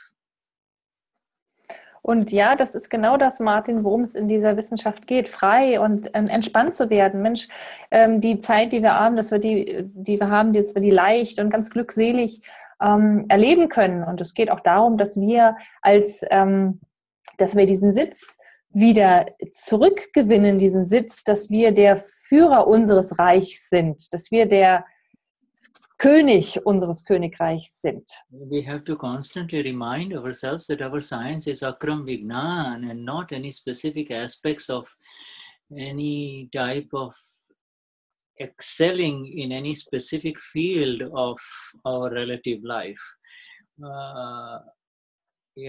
Accomplishing anything. Nothing is to be accomplished here. Wir müssen uns auch immer wieder daran erinnern, dass es hier um Akram Vignan geht. Und da geht es nicht darum, dass man auf irgendeiner Ebene jetzt was erreichen muss, dass wir jetzt Wissen oder irgendwas anhäufen müssen oder irgendein Gebiet sogar noch verstärken müssen. In keinster Weise. Es gibt auf der relativen Ebene ja gar nichts, was gefüttert oder was besser oder größer werden muss, was zu tun ist. Everything has to be settled with equanimity, that is all. These ideas about this is good and this is bad and this is how it should be and this is how it should not be is verily and indeed the problem, you see, in this church. Und also hier geht es einzig und allein darum, alle Akten, die uns begegnen, alle Files, die uns begegnen, die mit Gleichmut zu begleichen und damit zu beenden. Und alle Ideen, die ausdrücken, das ist richtig, das ist falsch, das sollte so sein, die führen ja zu diesen ganzen Schwierigkeiten. Suppressing anything does not work. And this is especially so, 100 times especially so when it comes to sexual instincts. You can't suppress it. Also das Unterdrücken an sich ist überhaupt keine gute Idee. Es funktioniert gar nicht. Aber nur schon gar nicht funktioniert es damit, irgendwelche sexuellen Instinkte unterdrücken zu wollen. Das funktioniert einfach nicht. And so in a young man's biology like yours, Martin, when instincts happen and arise, any approach towards suppressing it is associated with guilt and right and wrong. And all those are totally and absolutely wrong from the perspective of Akram Vignan. They are not correct. Und zum Beispiel in der Biologie eines jungen Mannes wie dir, Martin, da ist es, wenn da die Instinkte auftauchen, die sexuellen Instinkte auftauchen, wenn eine Herangehensweise kommt, die irgendwas unterdrücken will oder irgendwas gut findet und richtig findet, das ist nicht Akram Vignan. I'm so sorry, yeah. In other words, the suppression is not at all part of the dictionary of Akram Vignan. Also die Unterdrückung an sich ist in keinster Weise Teil des Wörterbuchs von Akram Vignan, gehört da gar nicht rein. Etwas zu unterdrücken. It is the young boys who have got a very active sexual proclivity and tendency, the young one.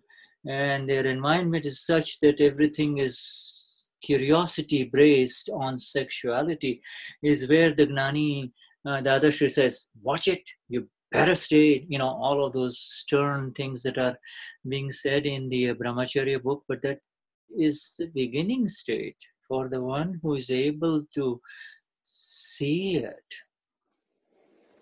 Und Dada hat eben gerade den Jungen in ihrem Anfangsstadium gesagt, die von ihrer Neugier und das ausprobieren wollen und das alles unheimlich spannend finden und dadurch angezogen werden, den hat er gesagt, pass auf, schau dir das genau an und sei vorsichtig, sei achtsam und am liebsten halte dich fern davon. Das hat er zwar gesagt. He said that, okay. He said that to the young ones. Yeah, but you see, it's different for the one who has entered into the vision experience. Okay, aber es ist halt anders für denjenigen, der jetzt eingetreten ist in die Sicht, und zwar in diese ganze Sicht, dass eben all das erkannt wird. There is centuries of experience of a highly organized structure like the Roman Catholic Church, and we see the effects of suppression. We see the effects of suppression coming out in so many weird ways, you see. Und wir können sehen über Jahrhunderte hinweg, wie die römisch-katholische Kirche die Bedürfnisse unterdrückt hat. Und wir sehen, auf welch merkwürdige und verrückte Weise das sich zeigt. Es ist nicht verschwunden, es ist nur unterdrückt, aber es kommt trotzdem wieder raus an allen Ecken und Enden. Really, the sentence for you and me, Martin, is extremely liberating for all of us. That the Gnani says, we all who have got the respect beyond words for Gnani Purush Dadashri are coming back to his original sentence, that I would not have talked about sexuality and freedom and freedom from sexuality if it was not for the bliss of the self that I'm giving you. You see. Und wir kommen nochmal zurück zu diesem Satz von vorhin, diesen wunderbaren Satz von Dadashri, wenn es nicht, ich hätte nie davon geredet, von der Freiheit von Sexualität geredet, wenn ich dir nicht diese Glückseligkeit des Selbst dafür geben würde oder gegeben habe. Yes, company makes a lot of difference. If your goal is if your goal is, if you're being constantly bombarded by sexuality because of the kind of company that you are keeping, obviously, you know, it's going to be difficult because your movements, your unfolding, your movement, not the movement of Martin, but your movements are saying it's okay, there's nothing wrong with it. I can be there and yet not be touched by it. So that is the difference in the company, you see. Und die Umgebung macht natürlich schon einen Unterschied. Wenn du in einer Umgebung bist, in der du ständig bombardiert wirst mit diesen Verführungen in dem Falle, dann ist es natürlich schwierig für Martin. Aber du bist ja da, um zu sagen, das macht nichts, weil ich bin frei davon. Und vor all diejenigen am Telefon, Shuddha hat dann seine Hand wieder gezeigt, vom Relativen und vom Selbst und dass eben das Selbst unberührt von diesen sexuellen relativen Fingern, sage ich mal jetzt ist, und nicht berührt wird und einfach dem Relativen sagen kann, ich bin da, es macht nichts, ich bin für dich da. Mich berührt das Feuer nicht. Really, there is no gold standard in Brahmacharya, in absolute freedom from the gold standard is really the Shuddhatma Bhagwan, you see, the pure soul. There is no other gold standard for Brahmacharya. Und es gibt kein anderes Ziel, keinen Zielstandard, den man erreichen muss in der Freiheit der Sexualität, außer den Standard der reinen Seele, den zu erreichen. And there is, by the same token, it is extremely true that for the one who is not being pulled in 5 different directions by 5 different temptations of a sexual nature. Und gleichzeitig bedeutet das aber auch, dass für denjenigen, der eben nicht in diese 5 verschiedenen Richtungen der sexuellen Anziehung gezogen wird, for the one, like you say, who is aware of the point where there may be a little bit of an interest, the answer is from within only. See, the answer is that the more blissful you become because of the understanding of who you are is the exact reason why none of this takes you in any direction anymore. You see, whether it is sex or money or pride or recognition, or what difference does it make?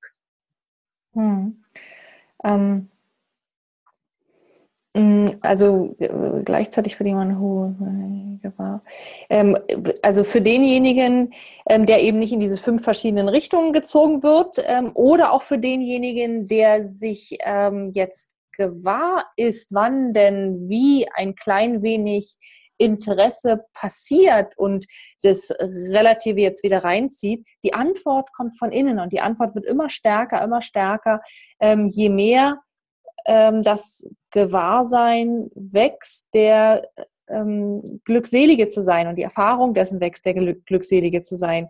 Und je mehr wird dann auch, je mehr versteht man auch, wer man ist. Ja, okay. Some of the young men enter into Brahmacharya because of pride, because of a sense of the self, that I somehow want to prove something.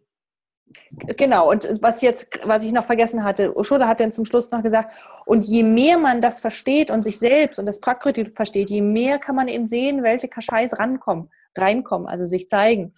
Und jetzt hat Shuddha gerade gesagt, und ja, es gibt dann diejenigen, die zum Beispiel aufgrund von Stolz dem Thema sexuelle Enthaltsamkeit gegenüberstehen. So then he has entered into Brahmacharya through the wrong door. That wrong door is never going to let him enter into true Brahmacharya.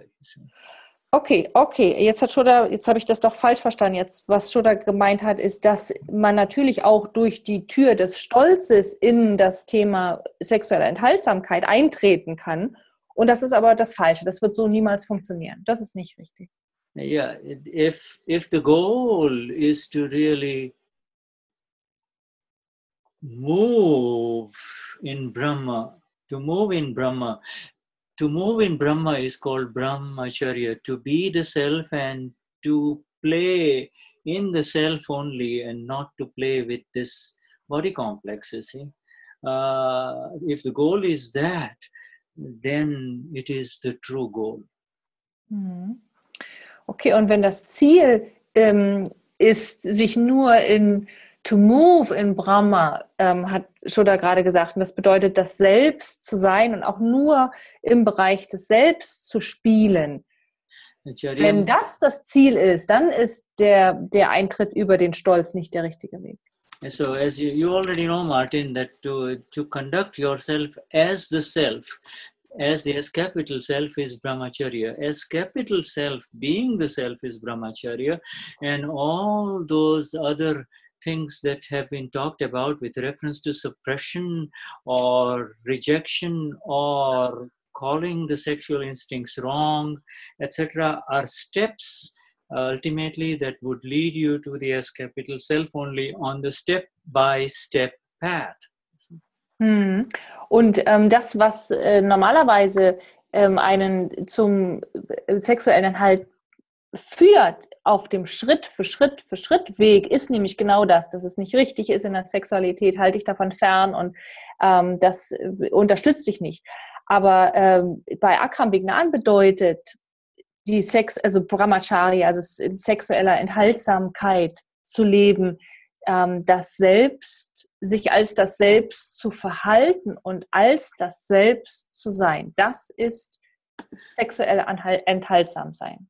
But you see, despite knowing this ultimate and the loftiest definition of brahmacharya, to be the self, to be the blissful self, so no temptations can throw you down.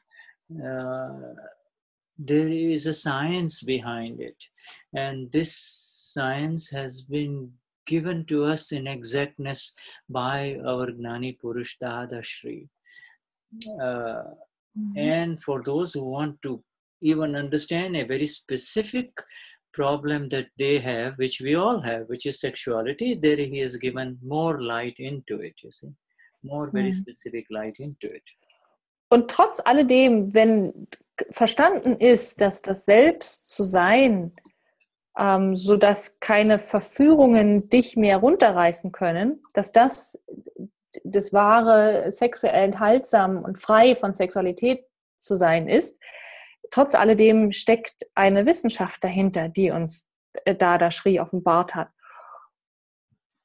Yeah, and you see this is also again today in today's satsang in Gandhidham, our Gnani was repeatedly mentioning to a few young men that it is just not enough to really just kind of focus too much on the sexual part. It is very important to also focus on the kashayas, the anger, pride, deceit, or greed components that are there within Martin, you see. Und heute bei dem Satsang in Gandhidham hat der Gnani immer wieder zu einigen jungen Männern gesagt, es ist eben nicht genug, sich nur auf das Thema Sexualität zu konzentrieren und sich damit zu beschäftigen, sondern auch ganz wichtig, die inneren Kashayas, Stolz, Wut, Gier, Täuschung und Gier zu beleuchten. And this is, he gives the fundamental reason why sexual cravings and sexual hunger increases, and this is because of the beating and the pains that happen due to day-to-day kashayas. Okay, das ist important.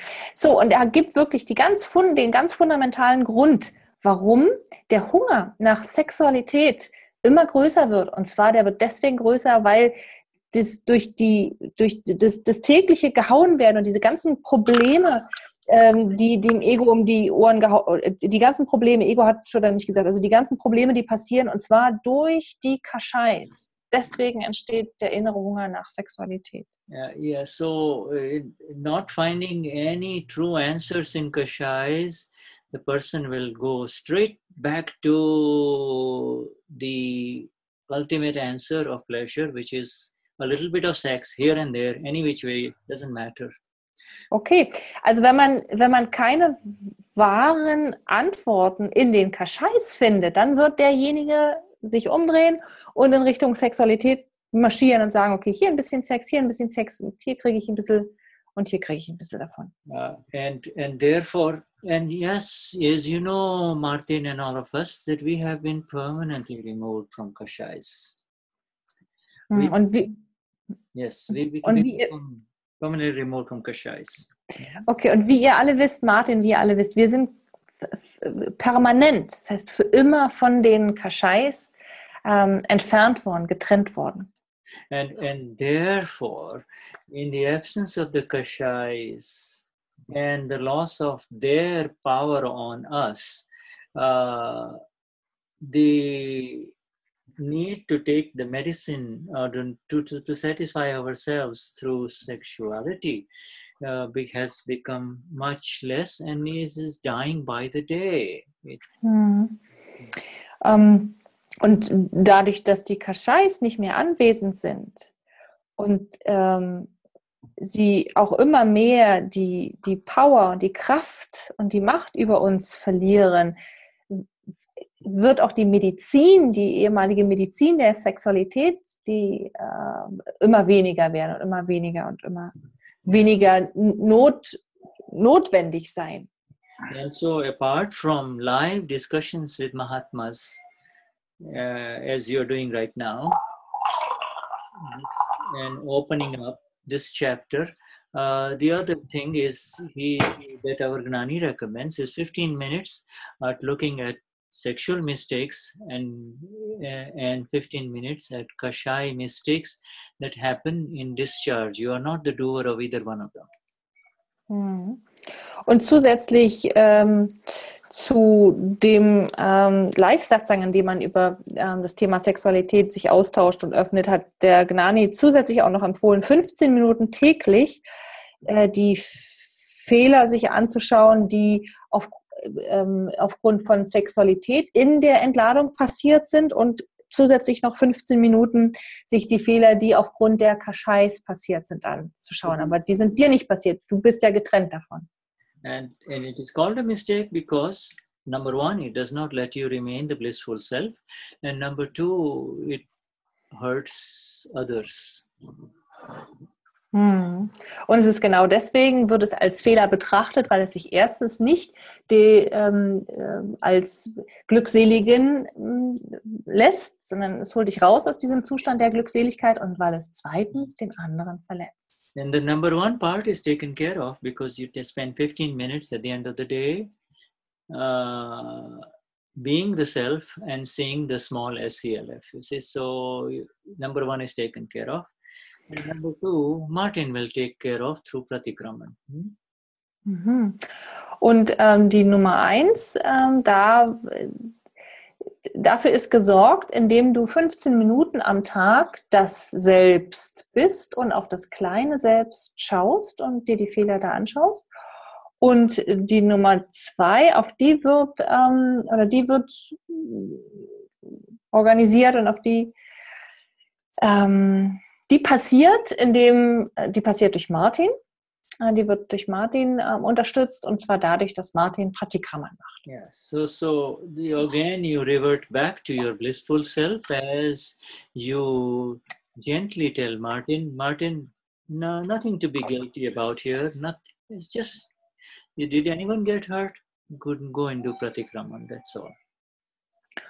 Und hier geht es wirklich darum, es ist kein Grund, in irgendeiner Art und Weise ein Schuldgefühl zu haben, sondern einfach ganz sanft zu Martin zu sagen, es gibt keinen Grund, aber wenn jetzt jemand verletzt worden ist, dann mache dafür Pratikraman. If some young woman has designs on Martin and is making the moves on Martin, you know the answer.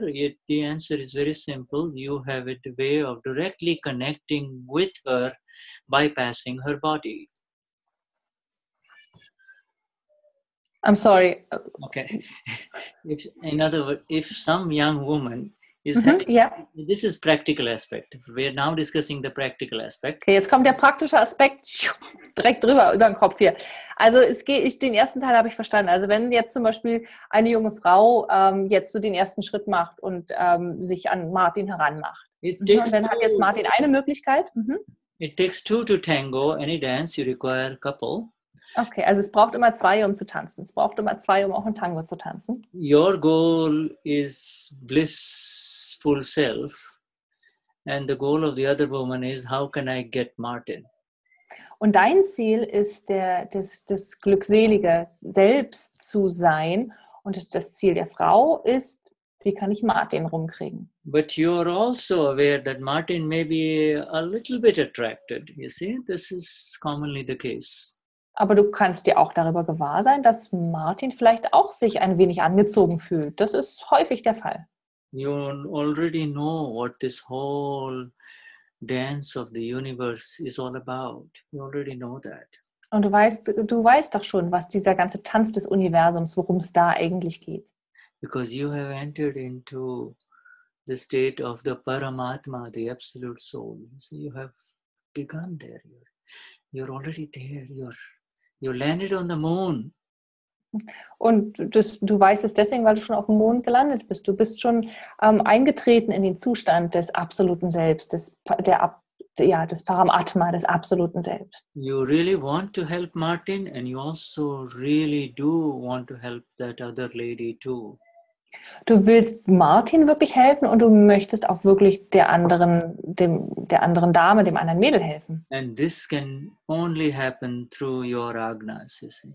Und das kann nur passieren durch deine Agnas. You need to connect with her pure soul, and every time she comes into your mental space, your physical space, inner physical space, you need to ask for the energies for the liberation from the Shuddhatma Bhagwan within her.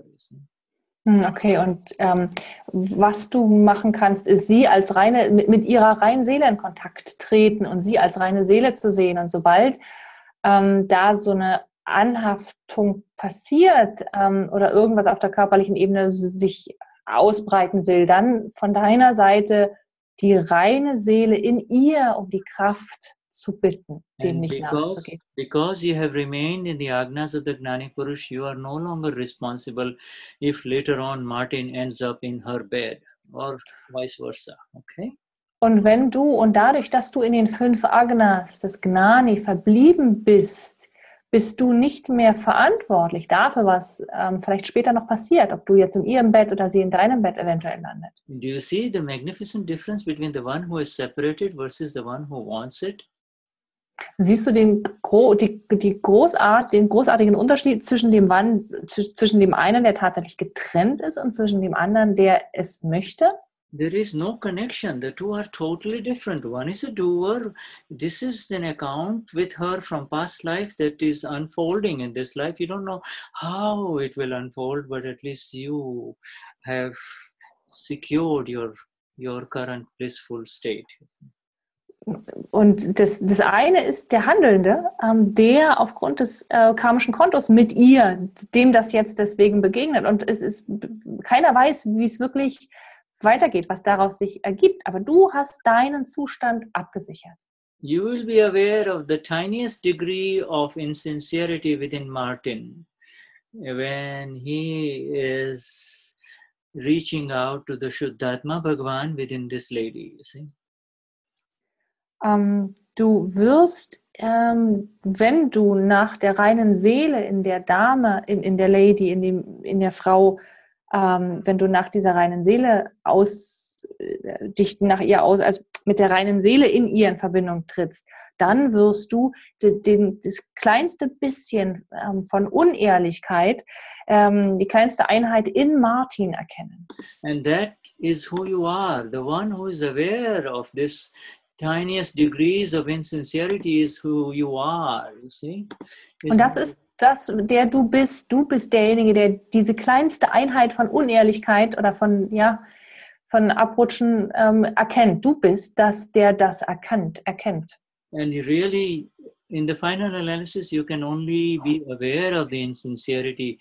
You cannot change the account of sincerity versus insincerity versus insincerity.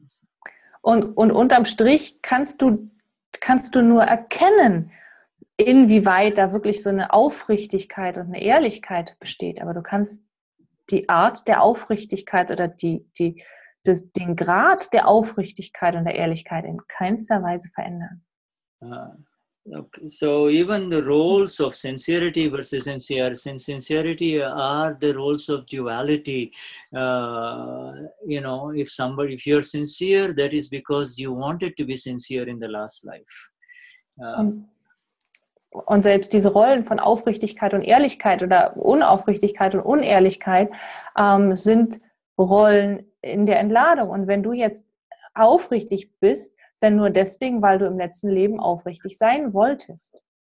And in the understanding of Vyavasthit, on the understanding of scientific circumstantial evidences, you will become more aware of these issues as they play with Martin and the inner Antakaran of Martin. You will become more aware of this. Und je mehr du die sich bedingenden Umstände Vyavasthit verstehst, je mehr wirst du auch gewahr, wie mit Martin oder wie die Umstände auf Martin wirken, mit ihm spielen und wie Antakara was the inner complex of ego, okay. Mind, ego, chit and intellect. Okay, und je mehr wirst du auch sehen, wie genau dieser Komplex, diese Antakaram, diese Kombination aus Verstand, Chit, Intellekt und Ego sich also damit zu tun haben. Yeah, it is big grace. The biggest grace has happened that the affirmation that we do in the Pratavidi, that through this mind, speech and body, let me not become the nimit in the hurt to anyone in this world. In other words, it's not a question of let me not hurt anyone, but it is let me not become the nimit in the hurt to anyone. Und dieses großartige Pratavidi, in dem wir um die Energie bitten, lass mich niemals nicht den anderen nicht verletzen, sondern eher lass mich nicht zum Instrument werden, das den anderen verletzt. And then how do you really not become the nimit? The only way you not become the nimit is when you lift yourself up from the evidences by becoming the pure knower and the seer of it all. Und der einzige Weg, wie du nicht zum Instrument werden kannst, indem du dich heraushebst aus diesen Umständen, die den anderen so verletzen. Und wenn du heraushebst und zu dem wirst, der du bist, der Wissende. So any follow-up from Martin? I'm just going to see where he is so we can highlight. Oh, he's already unmuted. So Martin, any follow-up? Oh, thank you so much, Shuddha and Katja. Jai Satchidanand Shuddha Bhagavan. Jai Satchidanand. Vielen Dank für die Frage. Thanks for the question. Okay, so one of the options we had, in fact, is playing in Shuddha's mind, was this option of, and I think we will certainly kind of approach it later, is a whole bunch of Apta Sutras. All of you know what Apta Sutras are. Sentences of Gnani Purush Dadashri, aphorisms that are absolutely liberating. And these Apta Sutras that are connected with Vyavasthit, scientific circumstantial evidences, we need to pull out specifically that it requires Shuddha doing some homework, translate them exactly, try to be as exact as possible, share it with our group, and then return to the series on Vyavasthit later on with those Apta Sutras.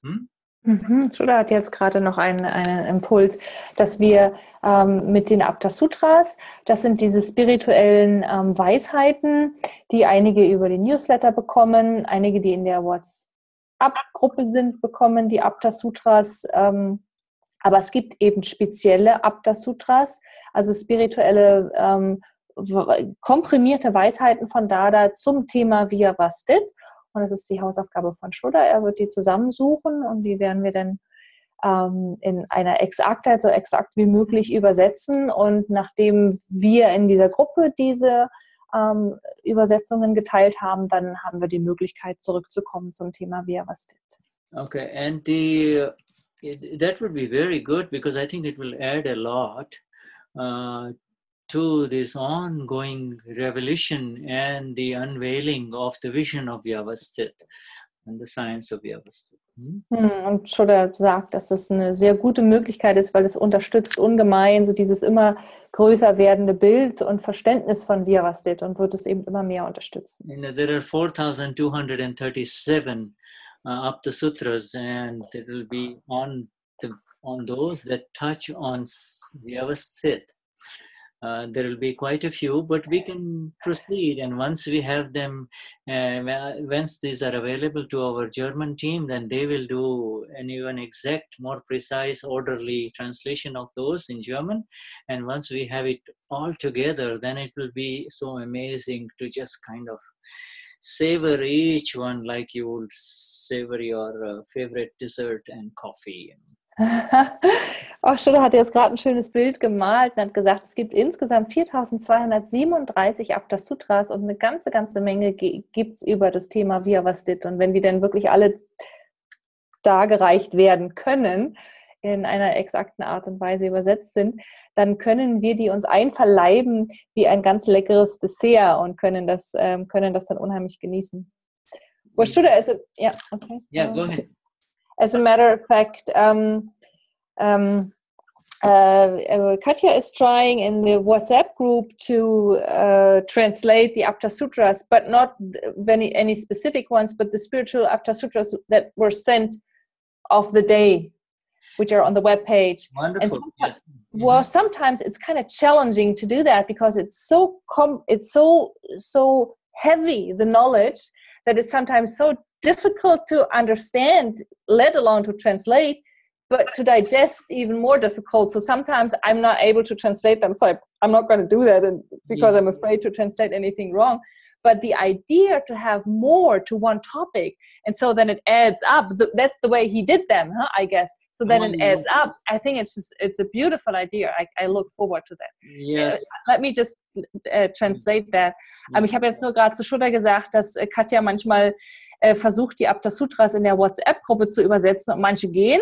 Manche sind in Ordnung, aber diese spirituellen Weisheiten, die könnt ihr euch auch über den die kann man sich auch bestellen auf Englisch, aber die sind manchmal so wahnsinnig gehaltvoll, dass sie irgendwo verstanden werden, aber in keinster Weise von diesem Intellekt und schon gar nicht in der Lage sind, die dann so präzise zu übersetzen, dass sie dann von jemandem, der sich nun nicht gerade intensivst mit diesem Thema beschäftigt hat, irgendwie verstanden werden können, weil es ein paar Worte sind und so wahnsinnig viel dahinter steckt.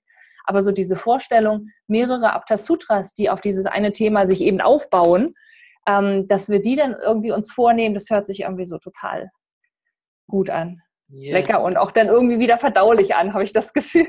Die Hoffnung, glaube ich. Okay, sorry. Frankly, this is they have been magnificently put together, and one correct way is to take it from number 1, 2, 3, 4 onwards, you see. Because that's the Gnani goes this way on it, you see. He just goes all the way. It leads us to the top of the mountain. Okay, we are on 1692 and sometimes it's kind of tough. Okay, Shuddha hat gesagt, dass die auf eine ganz wunderbare Art und Weise zusammengestellt wurden und der ideale Weg in dem Umgang ist tatsächlich von Nummer 1 anzufangen und die sind einfach so aufgebaut in einer Kurve nach oben, dass es dann irgendwann wahrscheinlich so, wie das sagt, irgendwann tatsächlich eher verständlich so especially if you're going to do isolated ones, if you're doing it in a method, then it's fine. These haven't been finalized. The ones that are available in English are not been reviewed. but at least something is better than nothing. See, so it requires a review and finalizing, and I know it's going to require a lot of review upon review, but we do the best we can. Okay. Und die Apta-Sutras, die jetzt rausgeschickt werden, die sind tatsächlich noch gar nicht finalisiert. Da ist noch nicht das letzte Wort gesprochen. Aber es wird alles auf der englischen Seite getan, um die gut zu übersetzen. Und deswegen kann es natürlich vielleicht manchmal ein bisschen schwierig werden, gerade wenn man irgendwie isoliert auf einen Apta-Sutra springt und nicht die Zusammenhänge, also aus den Zusammenhängen heraus übersetzt. Yeah, we are coming to our end, but I just wanted to share with you that earlier today I did a little voiceover of our Gnani in Simantha City. That I'm not in Simantha City, in Gandhidham, his last session of question and answers, which is ending with a very beautiful Samaik on willfulness, being willful. I want to have it my way and make the other person follow me only. Und Shuddha hat gesagt, wir kommen jetzt zum Ende, aber er hat jetzt zum Schluss, er hat ja die ganzen Satsangs übrigens vom Janmai Jayanti von Dadashris Geburtstag, die Deepak Bhai durchgeführt hat, alle übersetzt und alle auf seinem YouTube-Kanal hochgeladen. Und den letzten Satsang, den er jetzt gerade noch vor kurzem übersetzt hat, ist ihm noch der Samaik in Erinnerung. Und da ging es um dieses seinen Willen durchsetzen, dieses ich will, dass wir das so machen, wie ich das sage. Ich will, dass du mir folgst. And this is worth viewing, especially because it's a very common major fault inside the Prakriti that does not allow us to experience the beauty of this science. You see.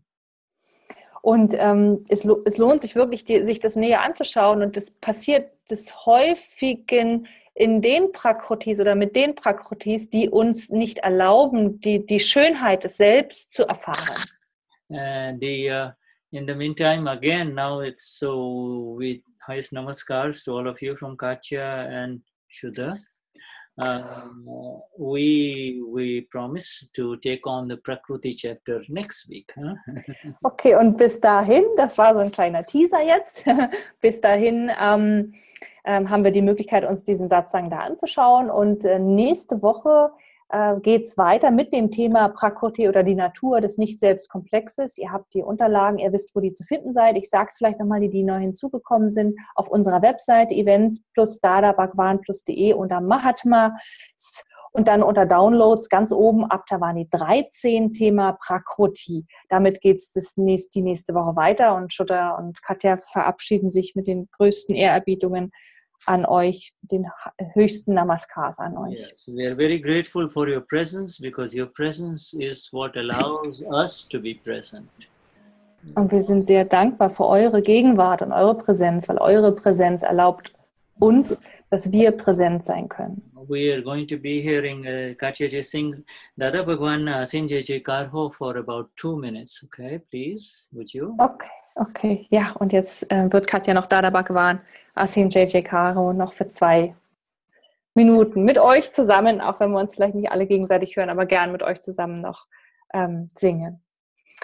Dada Bhagwan Asin Jai Jaikar Ho Dada Bhagwan Asim Jai Jaikar Ho Dada Bhagwan Asim Jai Jaikar Ho Dada Bhagwan Asim Jai Jaikar Ho Dada Bhagwan Asim Jai Jaikar Ho Dada Bhagwan Asim Jai Jaikar Ho Dada Bhagwan Asim Jai Jaikar Ho Dada Bhagwan Asim Jai Jaikar Ho Dada Bhagwan Asim Jai Jaikar Ho Dada Bhagwan Asim Jai Jaikar Ho Dada Bhagavanina. Asim Jai Jaikar Ho Dada Bhagavanina. Asim Jai Jaikar Ho Dada Bhagavanina. Asim Jai Jaikar Ho Dada Bhagavanina. Asim Jai Jaikar Ho. Jai Satchidanand. Jai Satchidanand. Jai Satchidanand. Jai Satchidanand. Jai Satchidanand. Satchidanand. Thank you. Jai Satchidanand. Jai Satchidanand. I'm trying to unmute as many possible here. Because Jai Satchidanand. Jai Satchidanand. Jai Satchidanand Shuddha Bhagavan. Jai Satchidanand. And we send positive energies to our dear Uwe, who is doing wonderful work for people in Brazil.